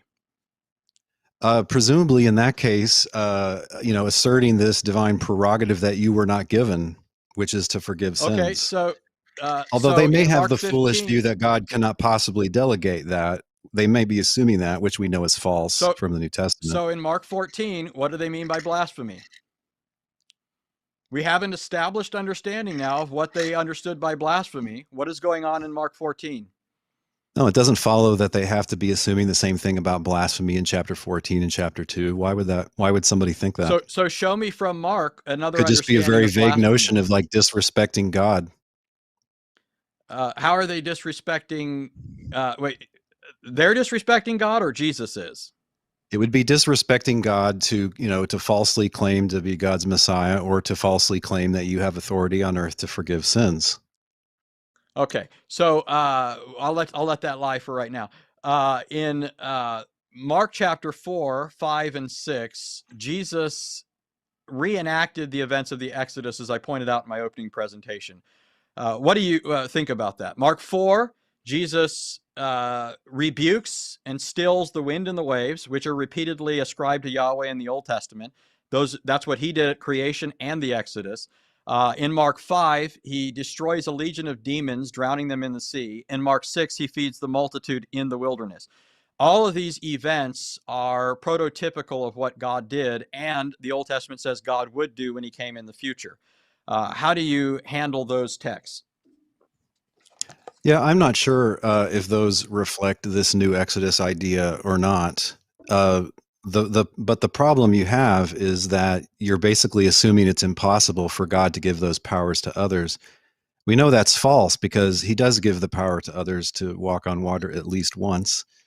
There's plenty of water miracles in the Old Testament, making a brick float, dividing the Red Sea, and so on. This is not a clear coded signal that Jesus is God himself. Yeah, I think in fact, we know he's not God himself. He's the Son of God. He's been telling us for chapters now by the time we get to this point. You should drop the coded language, because so far I think you're the only one that's been appealing to things that are coded here. But in Mark 4, 5, and 6, Jesus does things not only that other people had done in the past, he does things that God distinctively did according to the Old Testament. He did it in the order God did it, and he did it in a way that Mark records using the exact same language that was used for God. So, and moreover, let me ask you this. So at the end think of you're most smarter of these, than the author. He knows what he's saying. You think that he's I've already told you what the author is saying. To draw Mark the conclusion 1:3. that Jesus is God here. I've already told you. We've already talked. Okay, if you want to keep appealing to what the author allegedly says, but not deal with what he actually said, I mean, that's not going to get us anywhere. In Mark 1:3, the author told you he's the Lord. You said, no, he's the one through whom the Lord is acting. There's only one person here who's agreeing with the narrator. In Mark 4, 5, and 6, in fact, in Mark 6, look at Mark 6. How does Jesus respond to the disciples when they're afraid and think they see a ghost? says it's me. He doesn't Goes say to it's man, me. in other words. He says Yes, he does. ego emi. He says Right. ego emi. Right? Mhm. What does that mean, Dale? It means it's me. It's idiomatic It Koine doesn't Greek mean it's for me it's me or according it to is I or any. I'm the one. The No, conspiracy it's theorist ego will read emi. a divine statement here, but that's All right. just not responsible. All right, that's time. All right, Dr. Dale Tucky, you're up for your 15-minute cross-examination of Anthony Rogers. Okay, Mr. Rogers, do you think that God could empower you to walk on water? Sure. I mean, I don't have a problem with Good. that. That's Yeah. not been the basis of my argument. Good. Me too.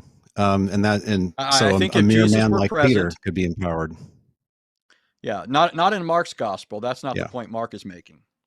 So do you think that God could empower you to rebuke the winds and the waves when you were out, on a No, I fishing think boat or that's a something? signature act of Yahweh according to the Old Testament. This is what God does in the Old Testament. It says, this proves that I am the Lord. And so if other people could do it, then it would mitigate the force of that as a divine token. Okay, so you think it's impossible for God to empower another person to do that? Yeah, I think there are things that are distinctive to God. There are things that God can't do, right? We say that God can do all Okay. things, but that's just shorthand. Let me give an answer. You don't want me Yes. interrupting God you. can't lie and so on. No, God can't lie. God can't Mhm. deny himself. God couldn't create another God, right? He couldn't create another being that's omnipotent, omniscient, omnibenevolent, and so forth. He alone is God. And so I think there are things that are distinctive to God that he couldn't communicate to a Yeah. creature. Certain things are incommunicable. Right. So you're claiming that an almighty, all-powerful, all-knowing being could not empower, say, Anthony Rogers to, say, be still, and it would make the wind and the waves be still. You're saying that's something that the omnipotent God can't do? Well, I think you're confusing things. I mean, he could tell me to speak, but it wouldn't be me actually causing the action. God would be the one doing it. In Scripture, in Mark's gospel, that's not what's happening. You keep talking about Jesus being given authority. The one thing totally absent from Mark's gospel, is any statement of Jesus doing anything by someone else's authority. It doesn't say that anywhere in the book.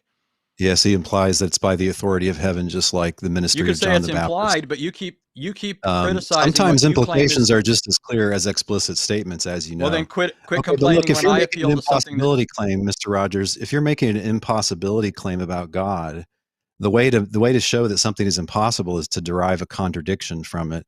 And I don't see how you derive a contradiction from this scenario. God tells Anthony Rogers, hey, in a minute, I want you to say, be still, and your words will thereby stop the storm. I don't see any contradiction there. And No, so your the way claim, is your the way claim I just based on establish. that only, here's the question, is your claim based only on that only God is described as doing it in the Old Testament? Well, it's more than that. It's more than that. And so if you're paying attention, you'll hear this as like the fifth time I've said it. Jesus did what God did. Those things that God said are definitional of who he is and prove who he is. Throughout the Exodus, he says, I'm doing this so that you might know that I am the Lord. So these are signature acts of God. Jesus does what God says are signature acts. He does them in the exact order that God did them. And he does them in a way that Mark records the very language he takes from the Old Testament for Yahweh doing them and applies them to Jesus. Mark So is walking making on it water, is that a painfully signature act obvious. of God? Well, I would say that it is in this sense, in Mark's context. Jesus is the one walking on the water. When you appeal to Matthew, Matthew is doing something else. It's obvious that Peter does not have this power because Peter begins to sink. It's because Jesus is present that he makes the water like a floor. But it's very different than what's going on in Mark. Mark is not presenting Jesus as walking by somebody else's power, as is the case with Peter. Jesus is doing all of this by his own prerogatives. He's the one exercising these prerogatives. Jesus gives authority in Mark. He's not the one given it. He is acting as So that Yahweh you throughout know these that the texts. Son of Man has authority on earth to forgive sins. Yes, every reader understands that he's been given authority on earth as Son of Man. Here's my next question. You say Do you every think reader I can understands empower that. We're you? having a debate. I We're believe I'm having a debate. questioning you. Do you think that I Okay. could empower you to literally forgive a monetary debt that someone owes me? Like, could I send you to the guy that owes me $100? And could I say, Anthony, if he's sorry and humble, I authorize you to forgive the debt. Could I do that? Well, first of all, you're assuming that Jesus was authorized, and you haven't No, just established answer that. the You just keep question. saying I'm asking you a everybody question knows that. about me and you. Okay, Could I you're asking a authorize you to question based on a forgive my false debt? assumption. But yeah, you could do that, but that's different. God reserves the Okay. right to forgive sins against himself. Could I authorize you to forgive a wrong that somebody did against me? Yes, but you couldn't authorize me to forgive sins against somebody else. Okay. So then similarly, God could authorize Jesus to forgive sins, just like Jesus authorizes the apostles to forgive sins in John 20. I know it's not the same book. It's the same century. This is early Christianity. Dale, the problem you You, have that you keep missing, if you want to you appeal can't to cite the John, scribes as the authority for this idea that only God can hold on. forgive. If you want to appeal to John, then I'll happily go to John. In John 20:23, the disciples are given authority. Who gives them the authority to forgive sins? Now, I understand that in a ministerial and declarative sense, not a magisterial sense. I think they're declaring divine forgiveness on the basis of repentance and faith. But who is it that gives them this authority according to verse 22? It's Jesus who gives them this authority. Moreover, why does Right. Jesus have this authority Okay, wait, this according is to my John? questioning time. Yeah, Just just five just like verses Jesus later, authorizes just them to five cast out verses later, demons in this Dale, gospel. Jesus is called God by Thomas. That's why Jesus can authorize the This is disciples another to debate. exercise this Yep. ministerial Mark authority. doesn't do So that. if you Let's want stick to with appeal Mark. to John, then you're appealing to somebody who, is not your friend in this debate. Yeah, that's a nice little debating point. Obviously, I understand him to be referring to the one Lord and the one God. So, do you agree that apart from Jesus, the only person who's described in the New Testament walking on water is Peter? Wait, ask that question again. Aside from Jesus, do you agree that the only person in the New Testament who walks on water briefly is Peter? Yeah, I agree. There's one other person who attempts this and fails. Well, he does it for a little bit and then he fails. Yeah. Okay, so does it Yeah, follow well, from I that think I could only get Peter two. can I walk think on I could water? get two That's my steps. and listen to my question, please. Does it follow that only Peter can walk on water? Well, he failed again, but I mean, I'm not even sure what you think you're asking here. My what I'm asking is because he's the only one described doing it, does it follow that he is the only person, again, other than Jesus, who could do that? I think just like Jehovah delivered an entire nation through the waters of the Red Sea, could safely deliver an entire nation over the top of the waters. But it's only Jehovah that can do that. And Mark is presenting Jesus as Jehovah. Total and complete misunderstanding of reading comprehension. Marlon, how much time do I have left? You have 7 minutes. Your time is at the top, about 7.5 minutes at the top of the screen. 7 minutes left or 3 minutes left? About 7.5 minutes left. 7.5 minutes. Okay, great. Mr. Rogers, do you think that the one God is tripersonal? Yes, but in our debate, we're focused on Jesus. Yeah. So do you think that Jesus is tripersonal? No. Good. Okay, so there's a simultaneous difference between the one God and Jesus? Namely, that Depends how Jesus you're is not using. tripersonal and God is tripersonal? It depends how you're using the term. In both cases, you're using the terms differently. I say that each person Which term? is the term God, and I think you know that. You've been around the block on this issue before. The question in our debate is whether Jesus is God, and by God I mean that he bears the divine name, has divine essence and nature, has divine attributes, exercises divine prerogatives, all of which I've already proven on the basis of explicit Markan statements. He's Okay, called the so you're Lord in saying not that 1:3. Jesus, He's called the. let me get clarification here. Are you saying not that Jesus just is the one God, like they're one and the same, but you're saying that Jesus is very closely related to the one God, like they share the same essence? No, well, you've conflated a number of confusions there. What I'm saying is that Jesus is the fullness of deity in the flesh. To So use when you Paul's say Jesus is the terminology, one God, you just mean that Jesus is divine and not merely human.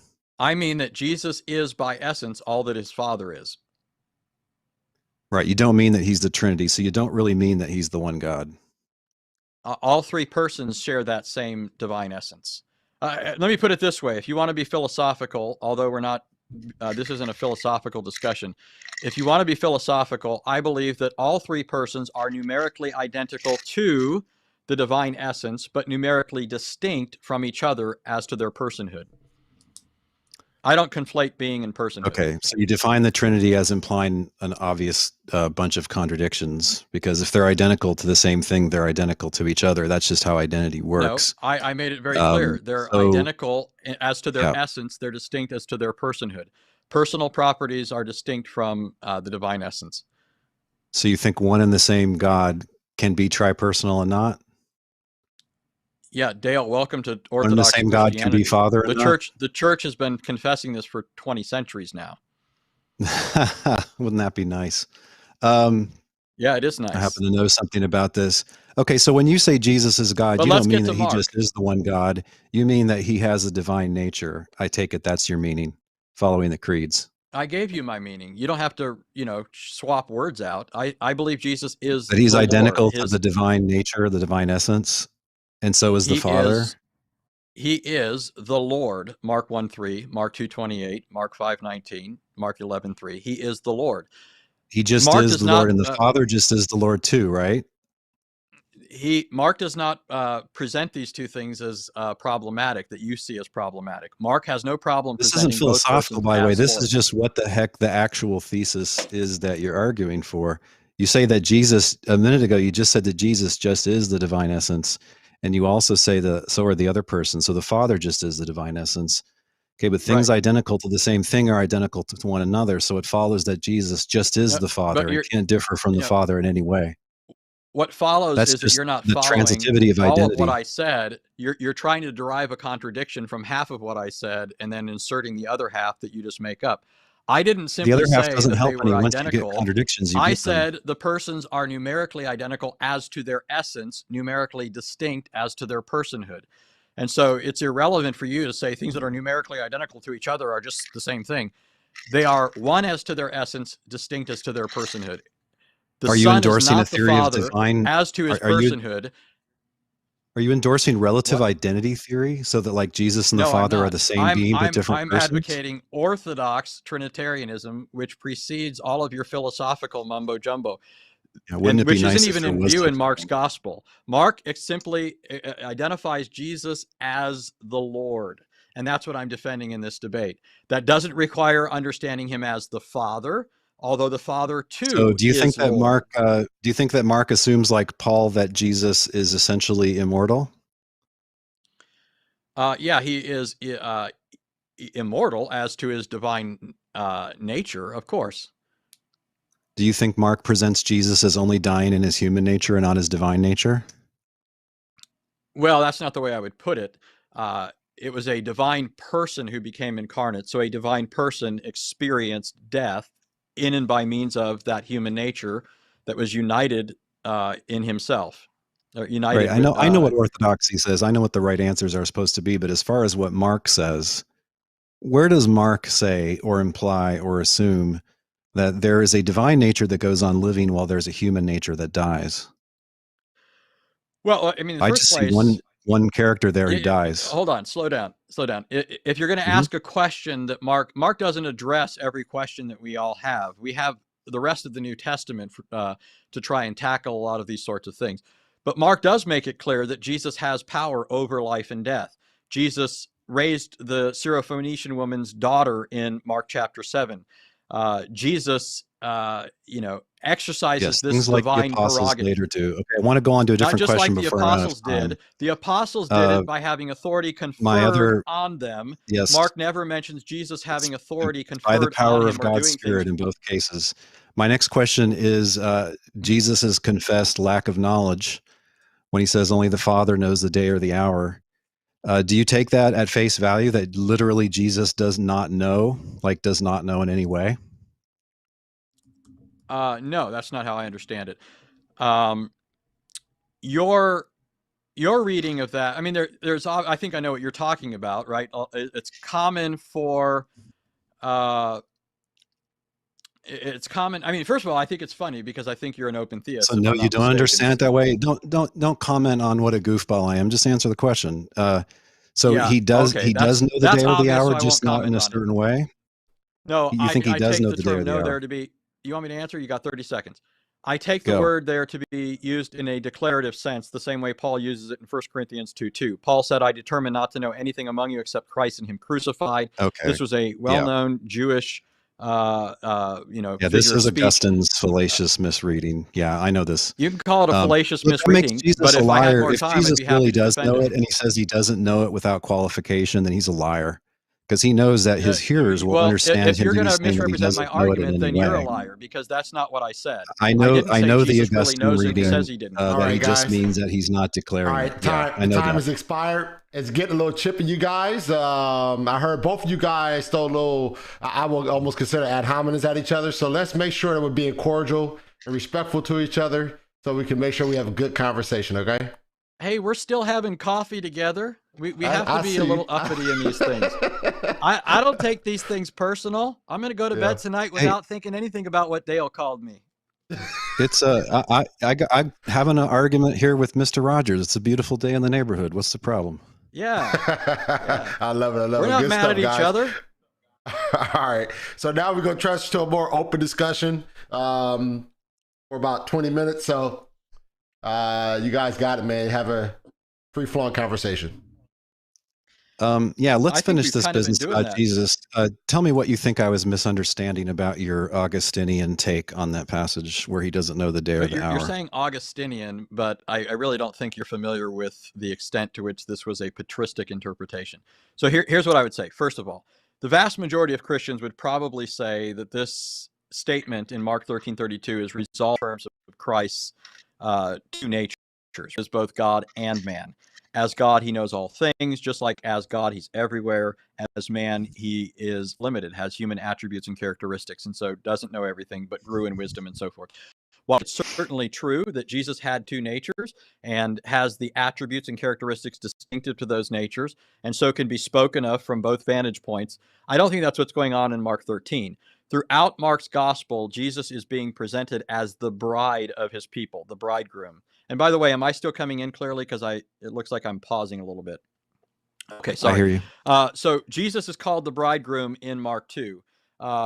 Throughout the book, it's mounting up to this idea that Jesus is taking a people for himself, just like Jehovah in the Old Testament, by the way, who's called the bridegroom of his people. But Jesus is going to come back for his bride, and that's what the discussion is in Mark 13. Jesus returning as the Lord of the house, as the bridegroom of his people, inaugurating a great marriage feast. In a first century context, when a Jewish son was going to go and get his bride, it was a father's prerogative to declare the day and the hour. Nobody else had the right to declare that day. That didn't mean that the son didn't know it. It just meant that it wasn't his prerogative to declare it. That's how I understand it in Mark 13:32, in light of first century Jewish wedding customs, as well as the fact that that's what's being talked about there in the context. And that's a usage that's found throughout the New Testament, or it's found throughout Scripture, especially the hiphil form of the word know as used in the Old Testament. And I already quoted a New Testament passage about this. Right? In 1 Corinthians 2:2, Paul said, I resolve to know nothing among you except Christ and him crucified. Paul didn't literally mean he doesn't know the day or the hour. An Old Testament example would be Deuteronomy 4:9, where God tells the people of Israel that they're to know them to your children, meaning God's wondrous acts. This I recognize the usage here, it. but what he's saying here doesn't fit that at all. First of all, neither the narrator nor anybody else says, "Oh, okay, well, I guess he just can't declare it." But look, it's not. His point is that only the Father knows it. His point is that only the Father knows it, not that only the Father declares it. That doesn't come into it. It's talking about a lack of knowledge. Dale, that's what you're claiming, Dale, but I'm giving you a different interpretation. Neither the angels in heaven nor the Son, but I'm only telling the you how Father. the word know That's functions Dale there. claiming that he doesn't, that he's claiming lack of knowledge there.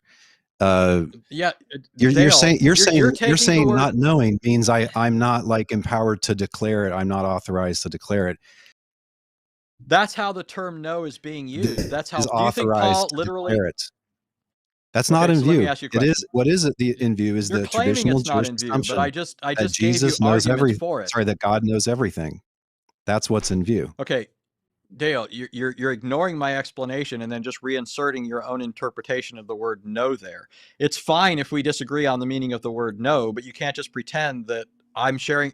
I'm just making You something seem up not over to have here. heard my comeback. The issue is not that the Father has the privilege of declaring it. There's no hint of that in the That's text. how the term "know" is functioning. That's my point.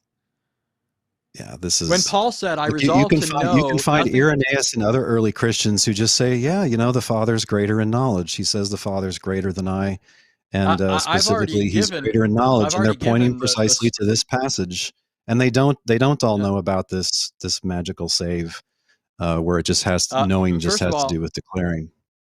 I think you're misrepresenting Irenaeus. But the point that I made, there's a variety of interpretations among Christians. Some resolve it in terms of Christ's tutors. That's not the resolution. I don't think that that's false as far as Christ having two natures and therefore two sets of attributes in accordance with those natures. But what I'm telling you is this fits the first century Jewish custom. It fits what's going on in the context. It fits not only Old Testament but New Testament usage of the term "know." The term "know" often is used in a declarative sense. For you to Yeah, ignore the my very fact that observation there's about this that, widespread two natures explanation tells me that my understanding, which is very straightforward, is correct. That is why everybody has to labor to overcome the obvious meaning of it.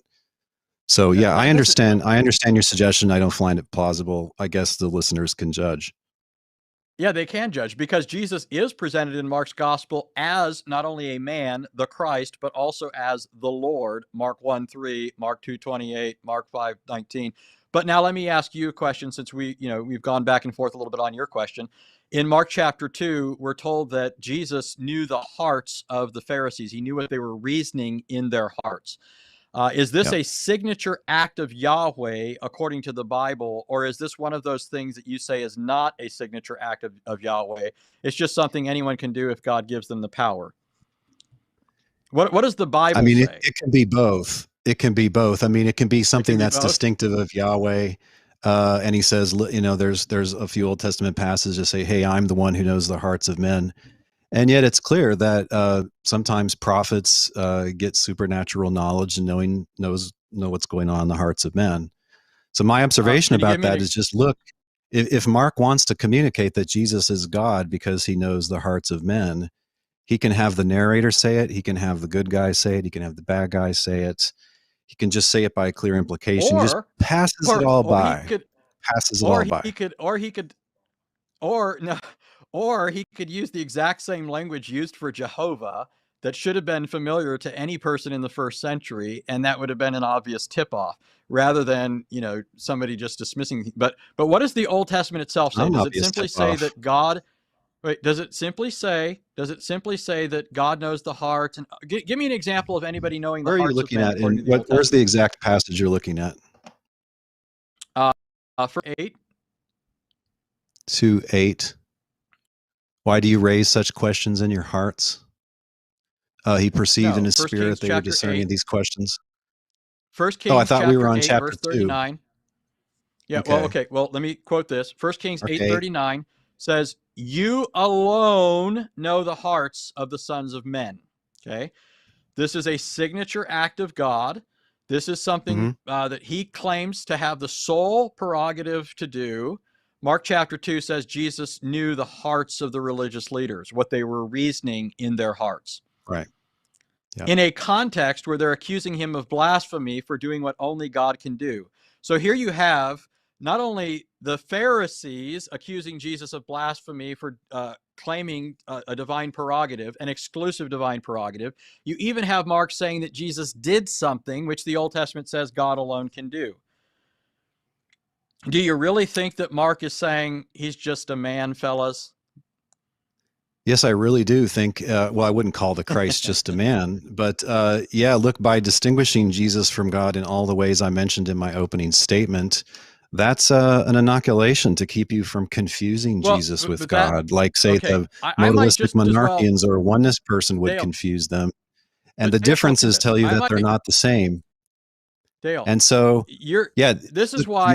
Okay, if you want to keep talking, this isn't a conversation. I'll just keep talking. Go ahead. I'll just keep talking if you're going to keep talking, Dale. So you keep saying if Jesus is called the Lord, he can't be the Lord because he's constantly distinguished from the Lord in the book. But I might just as well play the same game. He's not truly the Lord because Jesus is always called Lord in the book. And so all these other occasions must just mean that he's someone There's not one through whom meaning the of Lord is Lord. acting. You're not making any sense. There's not one meaning of Lord. Of course I'm so you making just can't sense. say, In is this Mark guy Lord or 1:3, not? it's an Old Testament text about the Lord, who is Yahweh by your admission, being applied to Jesus. I'm not giving it a That's new right. meaning. You are. You're giving it a new meaning, not me. This is just So a Mark typical New 1:3 calls Testament use Jesus of the an Old Lord. Testament passage, just like Psalm 110:1, like we discussed already. Yeah, we discussed it, and you utterly failed to neutralize the significance of that testimony to Christ's deity. You appealed fallaciously to a double fulfillment, which you couldn't prove, which contradicted the way Jesus uses that text. So back to the issue. No, How it do didn't you contradict deal the way with that Jesus Jesus uses that being text. Look up called? what scholars say Huh? about Psalm 110 What did Jesus say and about about New Psalm Testament 110? use of Old Testament passages. Forget your unnamed scholars who haven't given you any evidence that you can use in this debate because you haven't used it. You just keep dropping their well, I would say you're dropping their names, but you haven't mentioned a single name. Tell me, name for me. It's better than these Forget. half-baked confusions of Jesus with God, which are refuted by all the differences between Jesus and God in this book. Jesus can't be God. He dies. What differences? What differences? He Such can't as be Jesus God being the because he one talks to God who as somebody else. He worships God. He prays to God. He's not God. he talks to his Father. The Father talks to Jesus. Mhm. Does that mean the Father isn't Yeah. God? Jesus is called the Lord. The Father talks to Jesus, therefore not the Lord. That's your form of argumentation, The Dale. question And it's utterly. anachronistically assumes that you can. The You're question anachronistically anachronistically assumes that assuming you can read this 17th book century using the idea Unitarianism. of multiple persons in God, and that just didn't happen in the first century. It happened in the 4th century. It's not even in Irenaeus. What It's not even in happened, Origen. Dale? What I'm talking about is found throughout the ancient fathers. The only person who cited any fathers in this debate is me, even though I don't need to. We're debating Mark's The gospel. ancient fathers Mark's don't make gospel this does not mistake of teach thinking that Unitarianism. Jesus is God because of this prophecy. They don't. They have the Wait, Logos what? as a lesser divine being.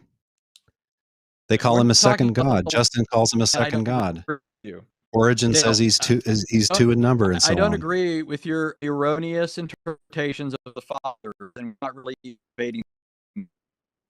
It's a Deal with good her. thing because one of us knows more than the other about the church fathers. But continue.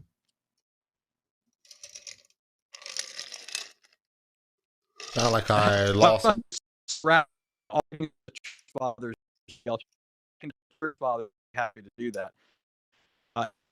One of us even quoted. Yeah, Anthony, it sounds like you're going in and out. Look like we might have lost your feed there. You're going in and out. Numerous.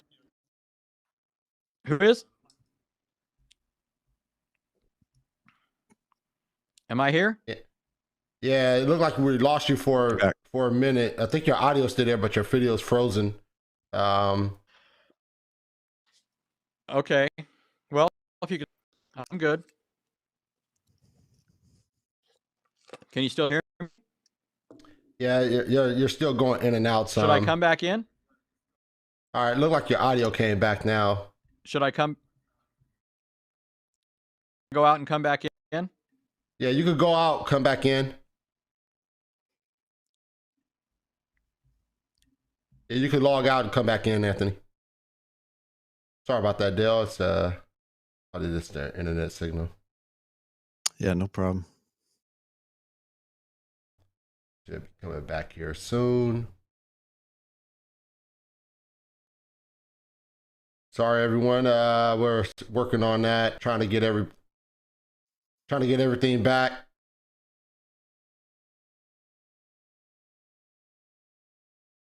Where is it?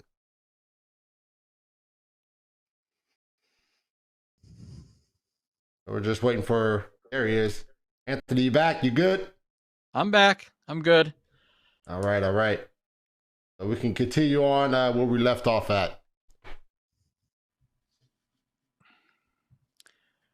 Okay. Let's talk about authority, Dale. We haven't really done that too much. You hear me? I'm hearing, yes. Mhm. Oh, okay. I didn't know if we were frozen again or not. Um, actually, we're talking about knowledge. I gave an interpretation of Mark 13:32 that you disagree with, which is fine.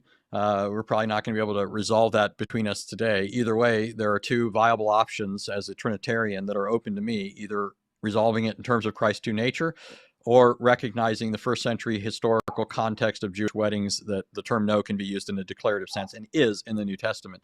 But I pointed to Mark 2, where Jesus knows the hearts of men, which the Old Testament says is a signature act of Yahweh. God alone does this. This is an identifiable prerogative of God. And so, what's some other examples throughout Mark where Jesus knows things? For example, Mark 3, we're told that Jesus knows that the people, in fact, in Mark 3, it says that Jesus looked around at the people and was grieved at their hardness of heart. Before they do anything, Jesus looks at them and is grieved by their hardness of heart. Mhm. Do you have anything in the Old Testament where any prophet you've claimed that this is something that other people did? Any example of somebody knowing the hearts in the Old Testament? Off the top of my head, I can't think of how that phrase is used for a prophet. But look, we're all familiar with prophets, that It's they can have uh, supernatural knowledge given to them. They can even speak first person on behalf of God. They can well, that's pronounce not what I'm judgment asking. and so on. They can do all It kinds of is shocking things that are considered a prerogative of God. not when And the scriptures say that look, God when alone. This is true, in God alone. But yeah, the to interpret that in a sense where it's like metaphysically impossible for God to share is just flat and overreading. It's not justified by that statement that God alone does that. Especially yeah, given what we see in you're this missing book. you're Look, missing the chapter 2. point. This is the clearest point. This is the clearest statement I think about authority. He says, "But so that you may know that the Son of Man has authority on earth to forgive sins." And when he calls himself the Son of Man, he's calling himself human, first of all, but also he's referring back to that guy, to that one like a Son of Man in Daniel 7, who's distinguished from God. This one who in the future is going to get all this wonderful stuff given to him by God. So when he Okay, says that the Son of Man has authority on earth, he doesn't say that I, as God, have authority on earth, which would be a very easy thing to say, by the way. so Um, he's saying you're that actually as somebody else, I have obviously been given by God this authority. And yeah. that's So how you're most missing it. interpreters It read is this book. true. Yeah. So let's note a number of problems for your thesis there, Dale. Not only have we these two references in this very context to Jesus doing things that only God can do, forgiving sins and knowing the hearts of men, something admitted not only by the Pharisees, whom Mark is presenting as a foil for Christ's claim, but also by the Old Testament, 1 Kings 8, God alone can know the hearts of men. But in this context, when Jesus says he has authority on earth to forgive sins, and he refers to himself as the Son of Man, you say this is with reference to Daniel 7, which I agree with, and you said in light of this future authority that he would be given. But here Jesus is already exercising this authority, and moreover, the very description of the Son of Man, the reason it's so puzzling to Daniel is precisely because this Son of Man is being described in patently language. The Son of Man comes up to the Ancient of Days riding the clouds of heaven. Hmm. Once again, Yeah. this is a signature act of Yahweh. I mean, deal with the passages. I mean, that deal with this. Yeah, it's Deuteronomy not Yahweh. 33:26. Yahweh is the Ancient of Days. This one is brought to Yahweh. It's patently two Well, different ones. And to say that, oh, he's there's no coming on the question. clouds, it's There's no it's a question that clear it deals with two overreading. persons. There's no question that it deals with two persons, but you're assuming that God himself is only unipersonal, which I don't grant. But here's There's no Deuteronomy question that 32. in the first century, there's no idea of God as multi-personal, and that is why Oh, you yes, there cannot is. import that fourth century idea into this first century book. And I don't buy your Wait, fringe so views that somehow all the you Jews can, thought this. You don't even see it in the New Testament, Anthony. You don't see in the New of course I Testament do. the Jews treating God as multi-personal. He's the Father, he's the King, etc. It's a singular Of course personal I do. pronoun Well, guy. in the first place, you can call it a fringe view, but between us, the only It is person who definitely a actually fringe has a view. background and education in Judaism is me. Besides that, I could easily quote the Targums referring to more than one divine person. I could quote Genesis 1:26, where they say the divine us is a reference of God, his word, and his Shekhinah, his spirit. They're having, Yes, you know, I'm a aware of reference these to three intermediary persons. figures. Yep. Not intermediary. Mhm. It's three persons being addressed by the Father, his word and his glory, his spirit. That's precisely the Trinitarian position. That's why Talmudic scholars like Daniel Boyarin or Alan Siegel, a Second Temple Jewish scholar, numerous other scholars say that first century Second Temple Jews did in fact believe in more than one divine person. So if you want to talk about fringe scholarship, it must be the unnamed scholars you keep referring to. But back to Daniel 7. Yeah, no, it's Deuteronomy pick up an 33 says introductory that book on Old Testament theology. God They'll say rides the the heavens to Trinity your is not in help. the Old Testament. End of 2 Samuel sentence. 22:11 says he appeared on the wings of the wind. 18:10 says he sped upon the wings of the wind. Over and over again, it speaks of God as the one who rides the Isaiah 19:1. So the Son of Man in Daniel 7 is being portrayed in a way that the Testament portrays Yahweh. What's unique about this, a man. And that's why Daniel That's an marvels absurd over the incident. misunderstanding to think that the Son, one like a Son of Man, is Yahweh himself. This is why traditional interpreters would think it was the Messiah or even a personification of Israel. It's not Who do you God, mean by the traditional one like a Son of interpreters? Man. Jewish Who do interpreters you, in these times, they're name one. taking it Name one Jewish in some interpreter. cases as a divine intermediary, in other cases as a Name Messiah, in other in some cases cases as a as divine intermediary. yes, like you see in Okay, Philo, so for instance. Although he's utterly confused, his divine powers sometimes are intermediaries and sometimes they're divine so attributes. far the only name we've had for a position ends up being closer to mine and not yours. You've given us one name for, you know, these beliefs, Philo, and his position's closer to mine than yours. The problem with your position Okay, is our you time think is you're up. smarter than Mark, and you think that Our time is Mark up. is saying a bunch of things that Mark is not saying. That's All the right, fundamental problem with your position. all right, guys, that's time right there. So now we're going to transition to closing remarks. Thank you for the fiery and educational and entertaining cross-examination. I do appreciate you guys for that, for the interaction. So now we're going to transition to closing statements. Once again, these are 5-minute closings. And Anthony Rogers, you're up for your 5-minute closing. All right. Throughout this debate, I have tried to focus on Mark's gospel, which is actually the topic of our debate. In Mark's gospel, we are emphatically told that Jesus is the Lord. For this reason, we don't have to fish around for other explanations for why Jesus is able to say and do things that the Lord alone can do. Mark explicitly calls Jesus the Lord in Mark 1:3. He explicitly calls him the Lord in 2:28. He explicitly calls him the Lord in Mark 5:19 and 20. He explicitly calls him the Lord in Mark 11:3. He ascribes to Jesus divine attributes and prerogatives. Jesus forgives sins, which only God can do. Jesus knows the hearts of men, which only God does. Jesus not only is able to do things that are exclusive to God, according to the Old Testament, not simply some kind of philosophical speculation about what God could allow or not allow, but according to the Old Testament, what God alone can do, Jesus does. And in fact, in accordance with Old Testament anticipation about the new Exodus, that God would come again and do a greater work than he had performed in the future, Mark shows us Jesus reenacting the events of the Exodus. He shows Jesus delivering the disciples from the sea in Mark 4, destroying a legion of demons by drowning them in the water in Mark 5, then feeding a multitude of Israelites in the wilderness in Mark 6. Then he has Jesus repeating these acts all over again at the end of Mark 6, into Mark 7, into Mark 8. And after Jesus does this twice over, delivering them from the sea, destroying Satan's hosts, and feeding them in the wilderness, Jesus takes them up the mountain where he transfigures himself before the disciples, showing his essential heavenly glory. And then the Father echoes the words that he spoke in Exodus 23 about the divine name-bearing messenger. In Exodus 23, the one the Father calls Jehovah and tells Moses and the Israelites to listen to, Mark uses the exact same language that were spoken to Moses on the mountain. Listen to him. There's no question, in light of the explicit statements as well as these narrative reenactments, who Mark is identifying Jesus to be.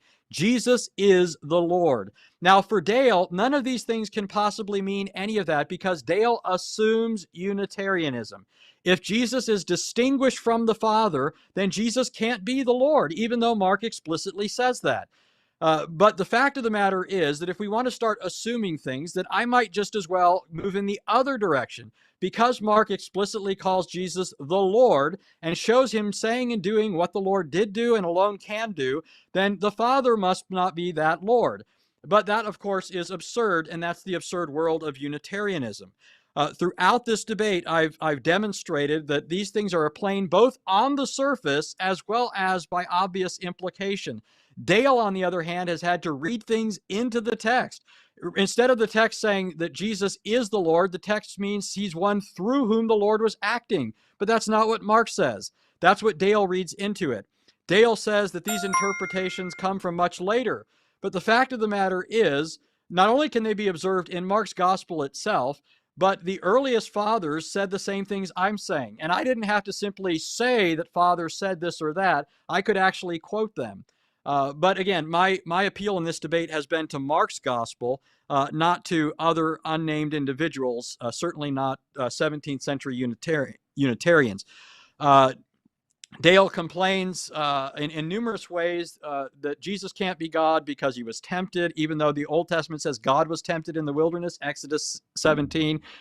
He says all sorts of things. Jesus died. All these things that supposedly mean he can't be God. But remember, this is how people in the narrative objected to Jesus. This is the carpenter's son, Mark 6. This man, we know his brothers and sisters. If he were truly who he claims to be, he'd come down from the cross. But don't you see, the whole point is that Jesus is the Lord who has come for this very purpose, to rescue his people by dying for them.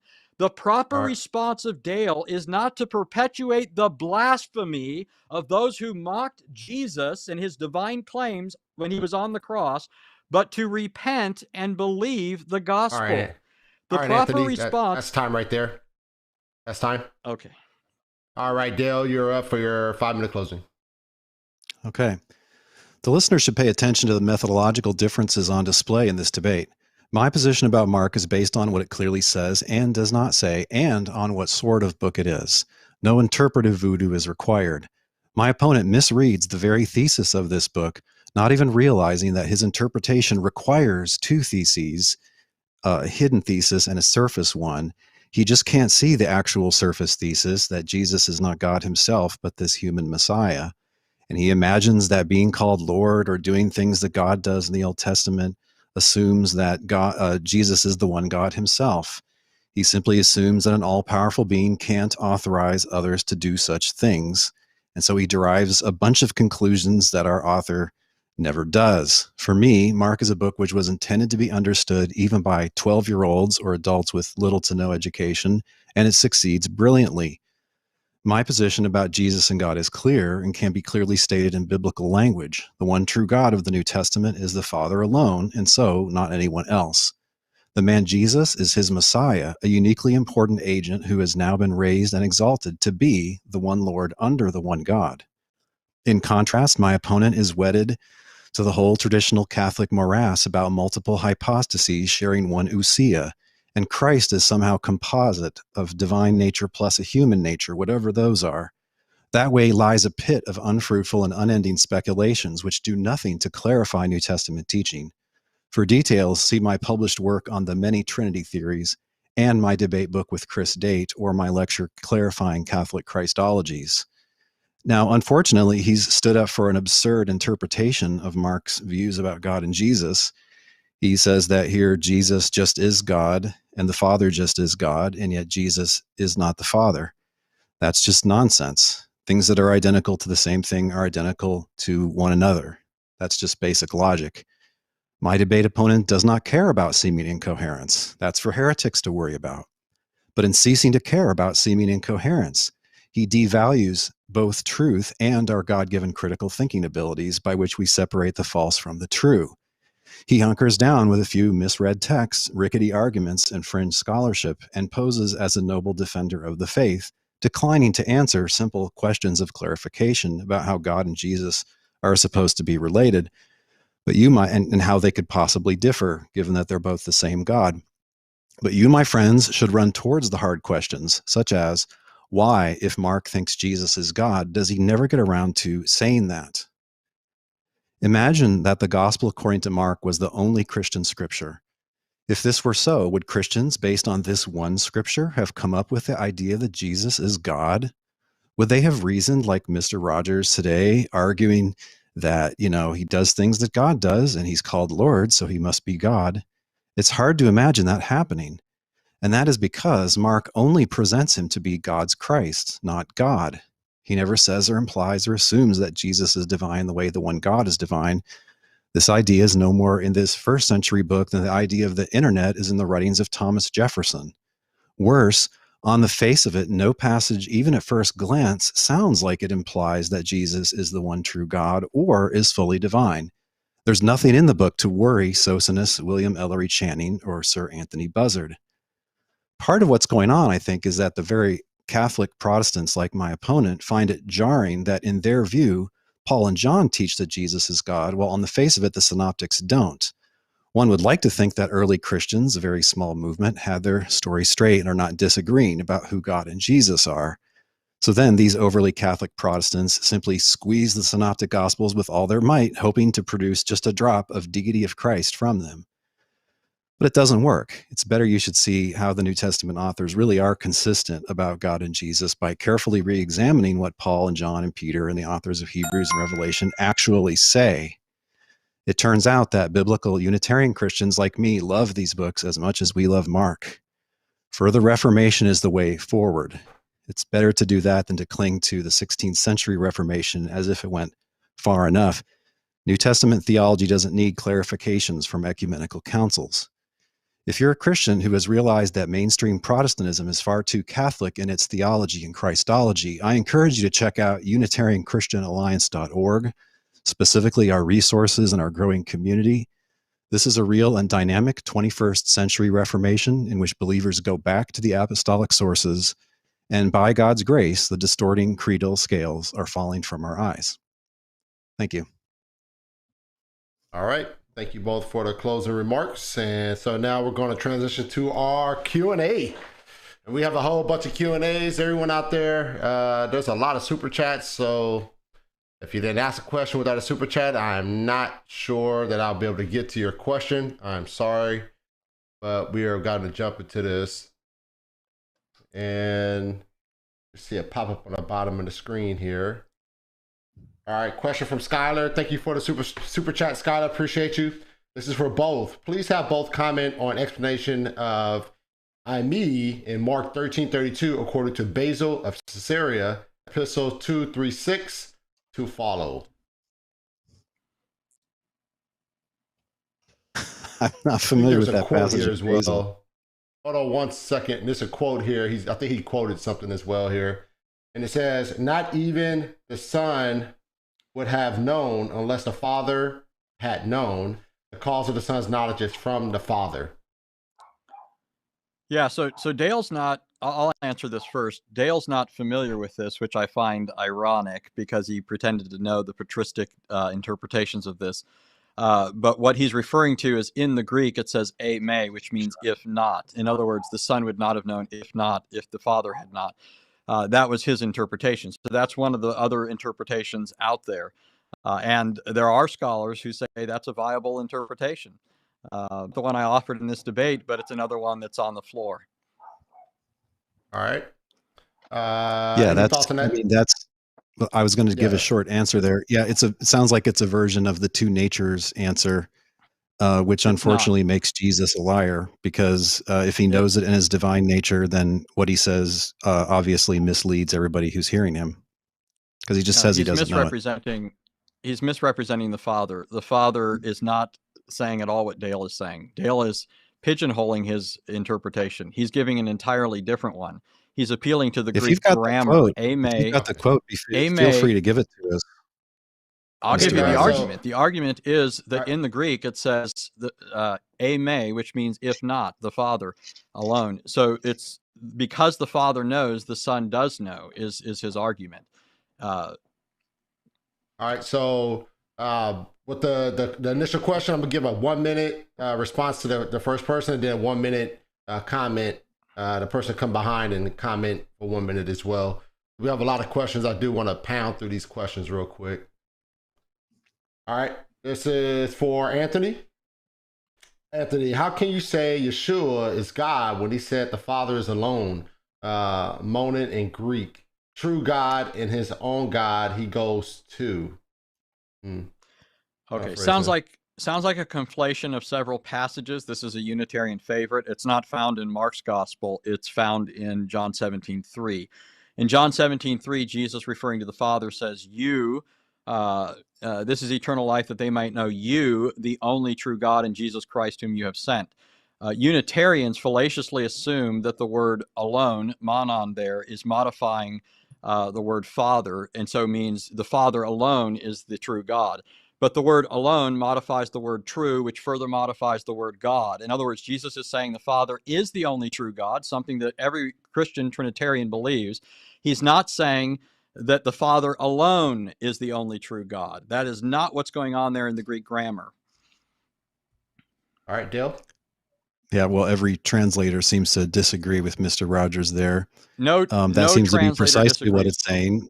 And this is why Trinitarians have wondered about this. Why doesn't he say the Father and Son are the one true God, or Father, Son, and the Spirit are the one true God? That's more what a Trinitarian would expect in the passage.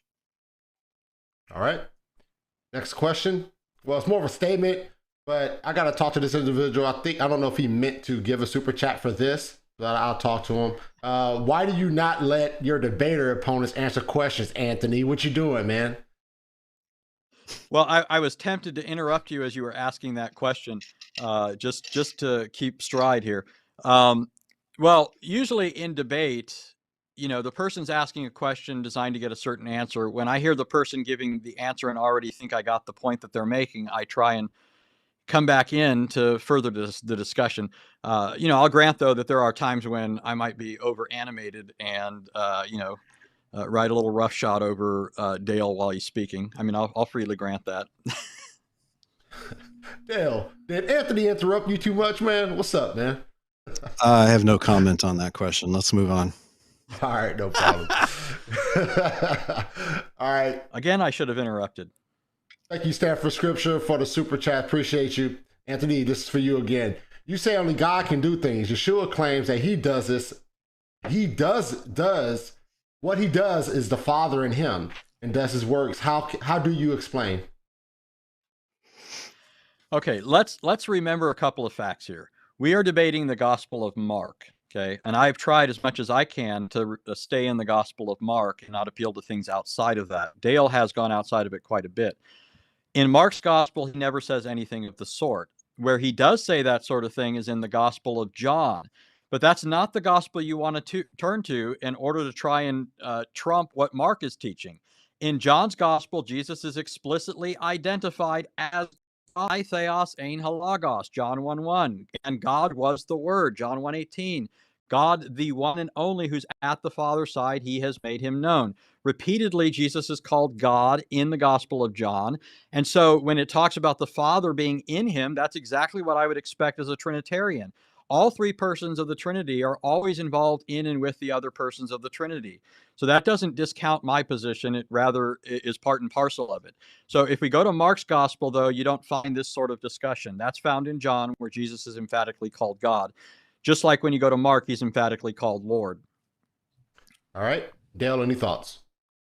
Yeah, the debate's about Mark, not John. And the important thing, I think, to see is that this author does not draw the conclusions that my debate opponent draws. So, and to cite the scribes in chapter 2 is just wrong. They're wrong that he's blasphemed, and they're wrong that only God can forgive sins. This clearly is a divine prerogative that can be given to another, and that's generally Mark's view about what is going on here.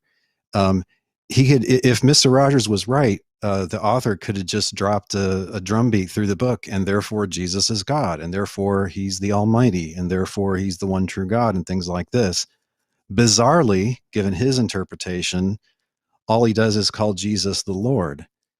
but it's just a commonplace that you can look up in your lexicon for New Testament Greek, that one usage of Lord is for God when it's a substitute for the divine name, and another usage is it's for the one Messiah. It's a title of Christ basically. So yeah, to say that Jesus is called Lord, therefore obviously he's God here, is just to ignore that basically. All right. And to claim Next that these things question. can't be authorized is very implausible. Hey, don't interrupt the. Sorry, man. Sorry, All Marlon. right. It's all good. It's all good. Next question here. This is for you, Dr. Dell. All right. In Mark 6, why is Jesus water walking unparalleled in Roman myth? Water running was due to superhuman speed, but Jesus supersedes the gods, and the Roman reader is expected to be utterly astounded. What are your thoughts, Dell? I mean, I think the reader is supposed to be astounded. That's right. I think Mark is basically working with Jewish ideas about God and humans, not with Roman ones. And when he gets into the book, he says, or sorry, when he's getting near and scares them and they think it's a ghost, he says, "Hey guys, it's me. It's really just this man. It's not a ghost. It's not a god. It's the human Messiah." So I don't think Mark is in danger of misleading people into thinking that Jesus is a god in the way he presents that scene. Neither a god, much less the one true God. All right. Anthony? So I would agree that Mark's background here is primarily the Old Testament, and that's problematic for Dale because throughout the text, Jesus is saying and doing what God did in the Old Testament, a signature act of God. It even says that when they thought they saw a ghost, Jesus says intended to pass by them, which is an Old Testament catchphrase for what God did with Moses. He passed by him and declared his name to them. This is what Jesus does in Mark 6. He intends to pass by them, but then says to them, I am, ego eimi in the Greek. Very clearly, Jesus is identifying himself as God in this text. All right. That's why they were amazed. All right. All right. And here's another question for Sentinel Apologetics. Thank you, Robert Rowe, for the super chats. Appreciate it. The Old Testament image of God asleep functioned as a symbol of the absoluteness of his sovereignty and sleeps undisturbed over chaos waters. In Mark 4, why was this used for Jesus asleep on the chaos waters? I think it's for you, Del. The thing about God's power over the water, right? In ancient times, the seas were particularly scary and dangerous, and people weren't sure what was really under them. And it says in Psalm 89, famously, "You rule the raging sea. When its waves rise, you still them." So God is provident even over this deep, scary, dark thing that swallows up humans whenever they mess up. But in the rest of the psalm, he's talking about how he's going to bless his king, traditionally believed to be David. And he says about that king, "I will set his hand on the sea and his right hand on the rivers." Right? So the authority over the waters is being given to God's anointed one. And right, this is why, just because it's normally a divine prerogative, this is just yet another case of something you would normally think was reserved for God alone. Oh, but actually God can share it. This is just another example of this. And again, go read the passage about Jesus walking on the water and try to find the part where the narrator, a good character, a bad character, anybody concludes, aha, that's God himself. They don't conclude it because it doesn't follow. It just follows that this is a miracle that's been done. All right, Anthony, any thoughts? Yeah, his appeal to Psalm 89 is erroneous. And when it says that he'll set his hand on the sea, it's referring, and of course the ends of the earth, it's referring to his, coming to have dominion over all the world, meaning the people on it. But the idea of God sleeping in the Old Testament and awakening to still the winds and the waves, that is ascribed to Yahweh. Isaiah 51, 9 through 11 says, "Awake, awake, put on strength, O arm of the Lord, as in the days of old. Was it not you who dried up the sea?" So repeatedly, God is called upon to awaken and subdue the sea. That's what happens in Mark chapter 4, not Mark 6, by the way. where Jesus is asleep on the boat and they awaken him to come and still the sea. So it's very clearly an Old Testament notion ascribed to Yahweh that's here being ascribed to Jesus. And by the way, in Job 9, it explicitly says that God alone tramples down the waves of the sea, and the Septuagint says he walks upon the sea as upon a floor. Later in the same context, Job says, if he were to pass by me, I would not recognize him. The very thing that's happening in Mark chapter 6, when the disciples don't recognize him but think they see a ghost, when Jesus intends to pass by him. Okay, these things all have Old Testament counterparts. They are identifying Jesus as the Lord, as the I am, what Jesus explicitly says in the text. All right. And here's another super chat from Sentinel Apologetics. Thank you once again, Robert. Appreciate you. Roman medical text spoke of men as non-porous hard bodies. In Mark 5, why did Jesus contradict this by showing his male body was porous and soft, curing the woman in order to show his hidden divinity? That's for you, Dale. I have no idea. Anthony, you If he wants to take it, go for it. What you got? Yeah, I'm not necessarily informed about this particular question, though it's intriguing. My mind is racing a little bit here. But one thing I would say about these miracles, throughout the Old Testament, according to the law, if you touch an unclean person, you're rendered unclean. The law itself couldn't affect cleansing. Only the Holy One could make what was unclean holy. And Jesus, throughout Mark's gospel, is presented as that Holy One. He touches lepers without becoming clean, and his touch cleanses them. It doesn't just speak of him healing them, it speaks of him actually touching them. It's deliberate. The woman who has the menstrual discharge for many years touches him, and yet she's cleansed rather than Jesus becoming unclean. Jesus touches the dead body of the Syrophoenician woman's daughter, even though touching a corpse renders one unclean. So here's Jesus repeatedly trumping the Torah, just like he declares all foods clean in Mark chapter 7.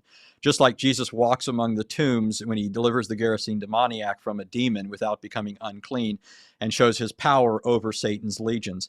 Repeatedly, Jesus is being presented in all of this not only as the Holy One, but as the strong man predicted in the Old Testament. Isaiah 40 and 42 all repeatedly speak of God as the strong one. And there it's talking about his coming new Exodus work to rout the evil one and deliver mankind from Satan's oppression. So Jesus is being presented as Yahweh in so many different ways in Mark's gospel that it takes, and I'm not just trying to be mean here, but it does take a special kind of blindness to miss it. All right. Marlon, all I would say about this passage is that when the woman touches him and he doesn't know who touched him, this once again shows that he's not the essentially omniscient God. And you can't, suppose here that he's saying he doesn't have the authority to declare who touched him. He doesn't know. He looks around to see who does it. Right? God wouldn't need to do that. All right. And this is a follow-up. I think he was explaining, this is Robert Rowe again, Sentinel Apologetics. Mark 5, the power goes through Jesus' body to cure. I think that's what he's talking about as far as the porous nature of the body, I guess. That's what he's referring to. So, all right. Thank you, Robert, for that explanation. Thank you for the super chat. Appreciate you, buddy. All right. Where am I at? I have another one here somewhere. There it is. All right. This question is for Dr. Tuggy again. Thank you for the super chat, Joseph. It says, is Jesus divine now, and will we be divine due to possessing divine attributes such as eternal life and having a divine nature? Does divine equal God? In early Christianity, they talk about human salvation as divinization or being made gods and so on. Of course, they don't mean being made divine in the way that the one true God is divine. They seem to mean something like being made immortal and being, entirely freed from sin and things like this. So you could say that Jesus is in a divine position or has a kind of divine status now. I believe that when he's exalted and given a new job, he had to be given capabilities appropriate to that new job, which would include a big upgrade in power and knowledge versus what he had in his earthly ministry. So, but I don't. What I reject from the patristics is this idea that to divinize us, Jesus has to be divine. Like divine in what sense? Like in the way one God is divine.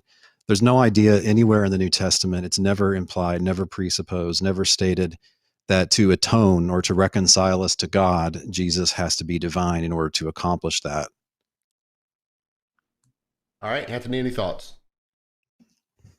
Yeah, so I'd say a major problem here for Dale, in light of saying there's maybe some sense in which he could be divine afterwards when he's given all these things. The problem is Jesus has and exercises all of these prerogatives prior to his resurrection: the authority to forgive sins, the authority to read the hearts of men. I mean, and it doesn't even speak of that as authority; it's just a power that he has.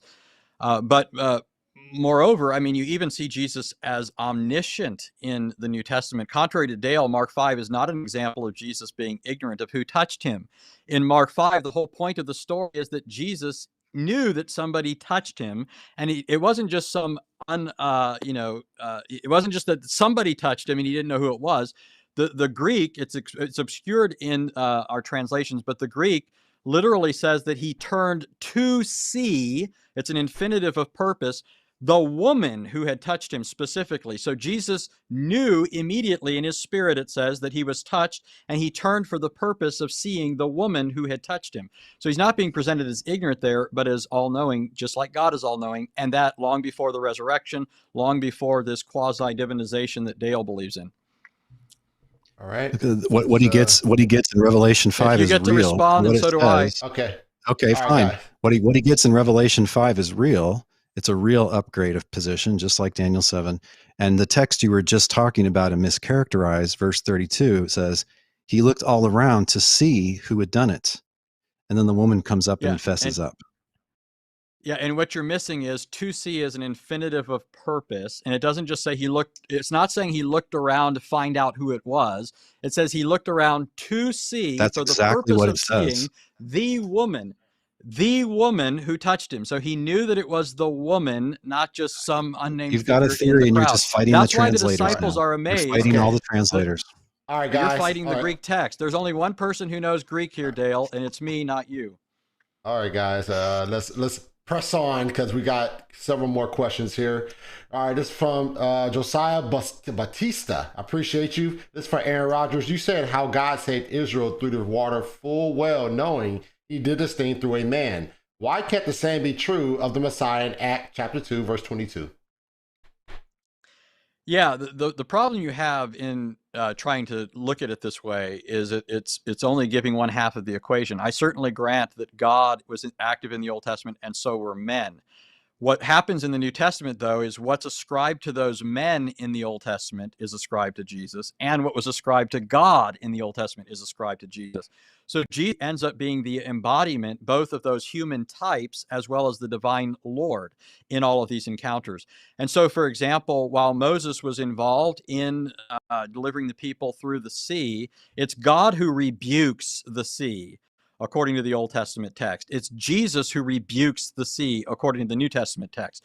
So Jesus fulfills the role not only of the human types of the Old Testament, but the divine Lord of the Old Testament. So Jesus is, contra Dale's 17th century Socinianism, being presented as both God and man in the New Testament, in Mark specifically. Dale, What a lot of Trinitarians will tell you is that in the New Testament, Jesus actually does miracles not by exercising his divine nature or exercising his divine powers, but rather through the power of God's Spirit that's given to him. And this is what we see in places like Luke 4, the Spirit of the Lord is on me. John, he says, God gives the Spirit without measure to the Messiah. So yeah, there's this background assumption that, yeah, God is empowering all of this, and it's understood to be kind of a divine, like it argues in John, it's a kind of divine endorsement that he really is who he says he is, which is God's Christ. This idea that Jesus does miracles, and this shows that he has divine powers, is nowhere to be found in the book. There's not a shred of it anywhere. The author could have told you 74 different times, and he just passes it all by. That's because he doesn't think that. Mark 1:3, Mark 2:28. All right, Mark guys. 5:19. All right, Where he doesn't say another that. question. Right. Here's another question for Dale. All right, for Dale. Thank you for the super chat, Walter. Appreciate you, man. How do you explain Jesus claiming to be the root and offspring of David if he's merely a human creature? The root and the offspring of David. I mean, I take it that's a way of saying that he's from the line of David, which is a, kind of a pan New Testament view about him. Do you think I guess the question maybe presupposes that he's supposed to be like the creator of David or something like that, but I don't think that's the meaning of the phrase. All right, Anthony, any thoughts? Yeah, so I think it's interesting. It seemed like this is the first time Dale sort of thought about that, and he was sort of naturally inclined to think, oh, is this saying that Jesus is the origin of David as well as his offspring? And that's exactly right. That's how I would take that. And it's similar to what's going on in Mark 12, to bring it back to the book, where Jesus asks, how could he be David's son if he's David's Lord? In other words, Jesus is both the root of David and David's offspring. And this is the reason why Jesus is not only presented as having the Spirit as a man and doing things as a man, which we would expect of the Messiah, but also doing things that only the Lord can do. Again, Dale keeps appealing to things outside of Mark's gospel to give us an impression of what he thinks Mark is telling us. He appeals to Luke, he appeals to John. But if we turn to those other gospels and incorporate into our understanding of Jesus what they additionally tell us, then we also have to take into account the rest of what they tell us.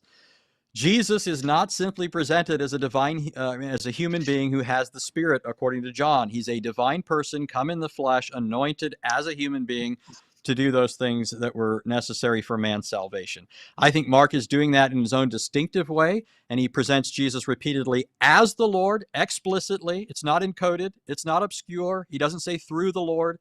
He says he is the Lord, and he's doing what the Lord did, and he does it in exactly the way the Lord did it, and in exactly the same order, using the exact and precise terminology used for God in the Old Testament.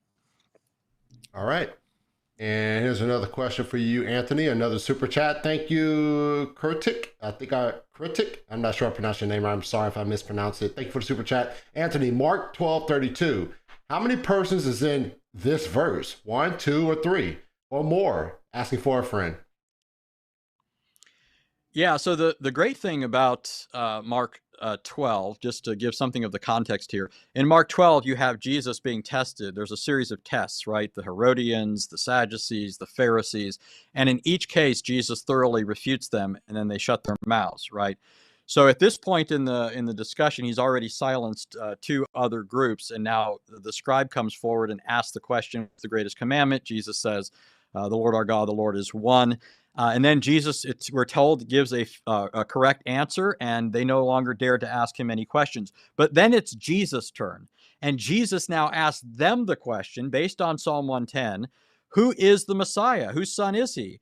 And he quotes Psalm 110:1. The Lord said to my Lord, sit at my right hand until I make your enemies your footstool. And so what's going on in the context is that the Shema most certainly does say that the Lord is one. But that's not all the Old Testament teaches us. That's not exclusive of another person who is properly and truly identified as Lord. In Psalm 110, there are two persons who are called Lord. So the one Lord who is to be worshiped and served by Israel encompasses this other person who is also called Lord. That's what's going on there. That's why at the end of that conversation, it says that Jesus had thoroughly silenced them and they no longer dared to ask him any questions. All right, Dale, any thoughts? Yeah, the misreading of Psalm 110 is brutal. Only one of those two who are called Lord there is the one God, and it's the one who's addressing, quote, my Lord, and kind of inviting him up to his throne and giving him all this power and so on. And so that's how all the New Testament writers take it. See Acts 2, for instance. And by the way, when I appeal to other New Testament books, it's for first century context. Yeah, the answer to why David calls him Lord is because he's going to be exalted to be the one Lord, like it says, God has made him both Lord and Christ. And the scribes do not know this about the Messiah. They think he's a descendant of David, but they don't really realize how high and mighty his destiny is. And so that's how he stumps them. But to think that both of these ones called Lord in Psalm 110:1 are supposed to be God is just a brutal misreading. And this angel of the Lord stuff doesn't help with that. All right. Another question here. We got a couple more questions, and we are going to shut this thing down. Thank you for the super chat. God's true. This is for both of you. In Mark 1:24, the demons refer to Jesus as the Holy One of God. Is this a reference to the deity of Christ? Whoever want to take a shot at it first. No, it's not. It's a reference to him being God's Holy One, God's chosen one for a special purpose, which is to say God's Christ or his Messiah, son of David, etc. All right. Yeah, Anthony? so I've already commented on this to some extent. Now there's no question that Jesus is distinguished from the Father there. He's the Holy One of God. But that From doesn't God. preclude that Jesus is himself God and Lord, as Mark explicitly teaches. Mark's not a Unitarian, and he fits quite comfortably in his first century Jewish context where they didn't think God was monopersonal. Throughout the Old Testament, God is declared to be the Holy One. It's God's feet that touch the ground and cause it to be holy. Exodus 3, Joshua 5. God is the one whose touch makes things holy. Throughout, Jesus goes and cleanses the land of the unclean spirits. He cleanses the leper. He cleanses the dead body of the Syrophoenician woman, of the woman in Mark 5 who has the issue of blood. Jesus is the one who's described as the Holy One throughout Mark, and in that way he is being identified as the Lord of the Old Testament. And by the way, speaking of Jesus as Lord, I have not at all, though Dale has, butchered Psalm 110. In Psalm 110, it says, "The Lord said to my Lord, sit at my right hand." The one seated at his right hand is called Adonai in Psalm 110:5, an exclusive divine title. So the Lord at Yahweh's right hand is Adonai, a divine person. That's why he stumped the Jews. Brutal misreading. Look at what the commenters say about verse 5. That's all. Look at what the Brutal Hebrew misreading. text says, Dale. Forget the commentators. Total misunderstanding. And the commentators aren't on your side here. They are on my side. How about the Hebrew text? That's what they're commenting on. Real quick, two more questions, two more super chats, and we're gonna shut it down. So real quick, if you guys can champ through these last two questions. This for you, Dr. Tuggy. You said at the beginning, because Jesus asked who touched him in Mark and Luke, he can't be God. God asked Adam and his wife where they were hiding in Genesis 3. So God isn't omniscient in Eden either. If you're going to take that story literally, you're probably going to think that he's just saying that for their benefit, basically. Hey, where are you guys? Unless you think that in a theophany he can temporarily limit his omniscience or something like that. But what I find plausible is that God, as a perfect being, is not only all-knowing. There's no truth that could be hidden from him, even in principle. He's essentially all-knowing. And so a sure way to communicate that somebody is not God in this Jewish context is to portray them as not knowing something.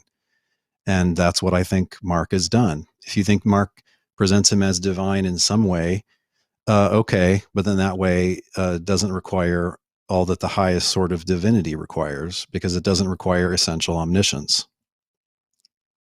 All right, Anthony. Yeah, so I've already argued on the basis of the Greek text itself, the fact that it uses the infinitive to see and specifies that it was the woman he turned to see, shows that Jesus was not saying he's ignorant, but in fact demonstrating that he's omniscient. That's why the disciples are puzzled in the context. Well, how are you asking who touched you? You see the crowd pressing in on you. So they don't understand why he knows that in fact he was touched. And the text explicitly says he was immediately aware in his spirit that somebody touched him. So the text isn't communicating But not his who it ignorance, was. but his knowledge, his prescience, divine knowledge. Quit interrupting me, Dale. That's my job. But Dale doesn't help himself by saying, in the Old Testament, God was just being rhetorical for the benefit of Adam and Eve, saying, where are you? To elicit their response. It does the very same thing in Mark 5. Jesus elicits a response from the disciples, which draws attention to the fact that he knows something they don't think he should know. So I think he's just basically made my point for me. He looked all around to see who had done it, Verse 32. He didn't look around in order to find out, Dale. He looked around to see the woman who had touched him. So he knew who touched him, according to the Greek. All right. And this is the final question of the debate. Appreciate the super chat. Appreciate it. To both. Is there a correlation between Psalms 110:1 and Hebrews 1 and the reference to Jesus as Lord? Anthony?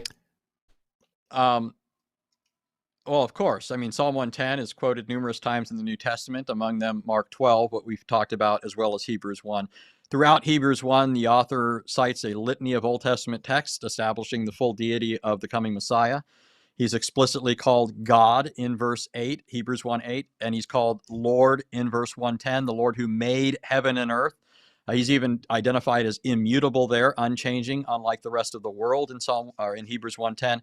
And so after that, he cites Psalm 110 in the context of this litany of Old Testament deity text applied to Jesus. It's this same context in which Jesus is said to be the effulgence of God's glory, the exact representation of his nature, and also says that he is the one through whom God created the world and is the one by whose powerful word, all things are being upheld. So that's all found in Hebrews chapter 1. And that just supports my interpretation of Mark 12 in its citation of Psalm 110, and again, thoroughly debunks Dale's claims. All right, Wouldn't that be Dale? nice? Yeah, Hebrews 1 is thoroughly throughout distinguishing Jesus from God. It would be pointless to argue that the Son has now been made superior to the angels if he has the divine essence or is the one God. He is called God, quoting Psalm 45, but then he's described as having a God. So that shows you that, like the term Lord is ambiguous, the term God is ambiguous. Lord can mean a title of the one God or a substitute for the divine name, and it can also be applied to others, such as Jesus in the whole New Testament. There's something interesting going on with verse 10 and 11 and 12 when he's quoting a psalm which clearly was originally about God. And I think, based on research, that it's best to take this as a reapplication like the ones that I described. Anthony Buzzard has a good appendix in his book called Jesus is Not a Trinitarian, where he's quoting some recent biblical scholarship about this very subject and about just quite what the author of Hebrews 1 is doing with this Old Testament quotation, what he means by it. And of course, he doesn't mean that Jesus is the one God himself. He distinguishes Jesus from the one God himself through the whole book. Even if you think that verse 1 or verse 2 is saying that God created all things through Jesus, well, that's not something that you'd say about God, that someone else created through him. He's supposed to be the ultimate source of God's creation. So you would get pre-existence that way. You wouldn't get Jesus being the one God if that's what that statement means. I don't think it does, but that's another conversation.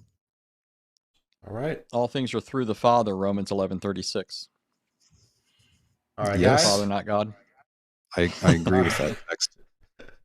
All right, guys. Thank you guys for that. That was a great debate, and I think the audience really enjoyed it. And I love getting guys on. And Dale, I think I sent you a gift. Did you get that gift? I think it was like a year ago now. I think you got it, right? Yes, it was a book. Appreciate it. Okay, cool. All right. So Anthony, because you're a newcomer to the Gospel Truth, you get a gift, man. And I'm going to be contacting you after the show to get your address and everything to get that gift over to you. Just a thank you from me to you for taking time out your schedule to come on the show and entertain my followers, man, and give a good debate. So I appreciate you both, man. I'm going to get this thing closed out. You guys take care and God bless. All right. Thanks, Marlon. Anthony. Thanks, Thank you, Marlon. Dale. All right. God bless. All right, folks, another great debate in the books, man. It's always fun to have these debates, right? It's always enjoyable to have these conversations. And this is one I think one of the better shows. You know what I mean? Not only is it the better shows from a viewership, but also just the amount of information, the quality of the information, and I think that's helpful. Even if you guys agree theologically, the information itself that's being put out helps people to understand the positions. And I think that's important to argue in that fashion, to understand positions, right? That makes the argumentation better. So I do thank these guys for coming on and putting on a great debate, and I thank you for viewing. If you have yet to like and follow the Gospel Truth, I do encourage you to go ahead and do that. Please do that. Like and follow, subscribe, do what you have to do to stay in the loop with the Gospel Truth. Don't leave this channel. Don't go off this channel until you've done so, in order to stay and support the ministry, what they subscribe or like at the very least. I know there was a whole bunch of questions out there. Sorry I couldn't get to them. I had a lot of super chats. They do get priority, so perhaps next time. I'm sorry. Also, there were a couple super chats that I thought were a little egregious, and I don't think you should do that, because even if it's a super chat and if the super chat is disrespecting my interlocutors, I would not post it. So if you're going to do a super chat, at least make it quality, at least make it worthy of being posted, and not some derogatory comment demeaning my interlocutors. All right, but outside of that, I thank you for supporting the ministry. Thank you for subscribing. Thank you for being here. I'm getting out of here. May God bless you, and may God keep you. I am gone.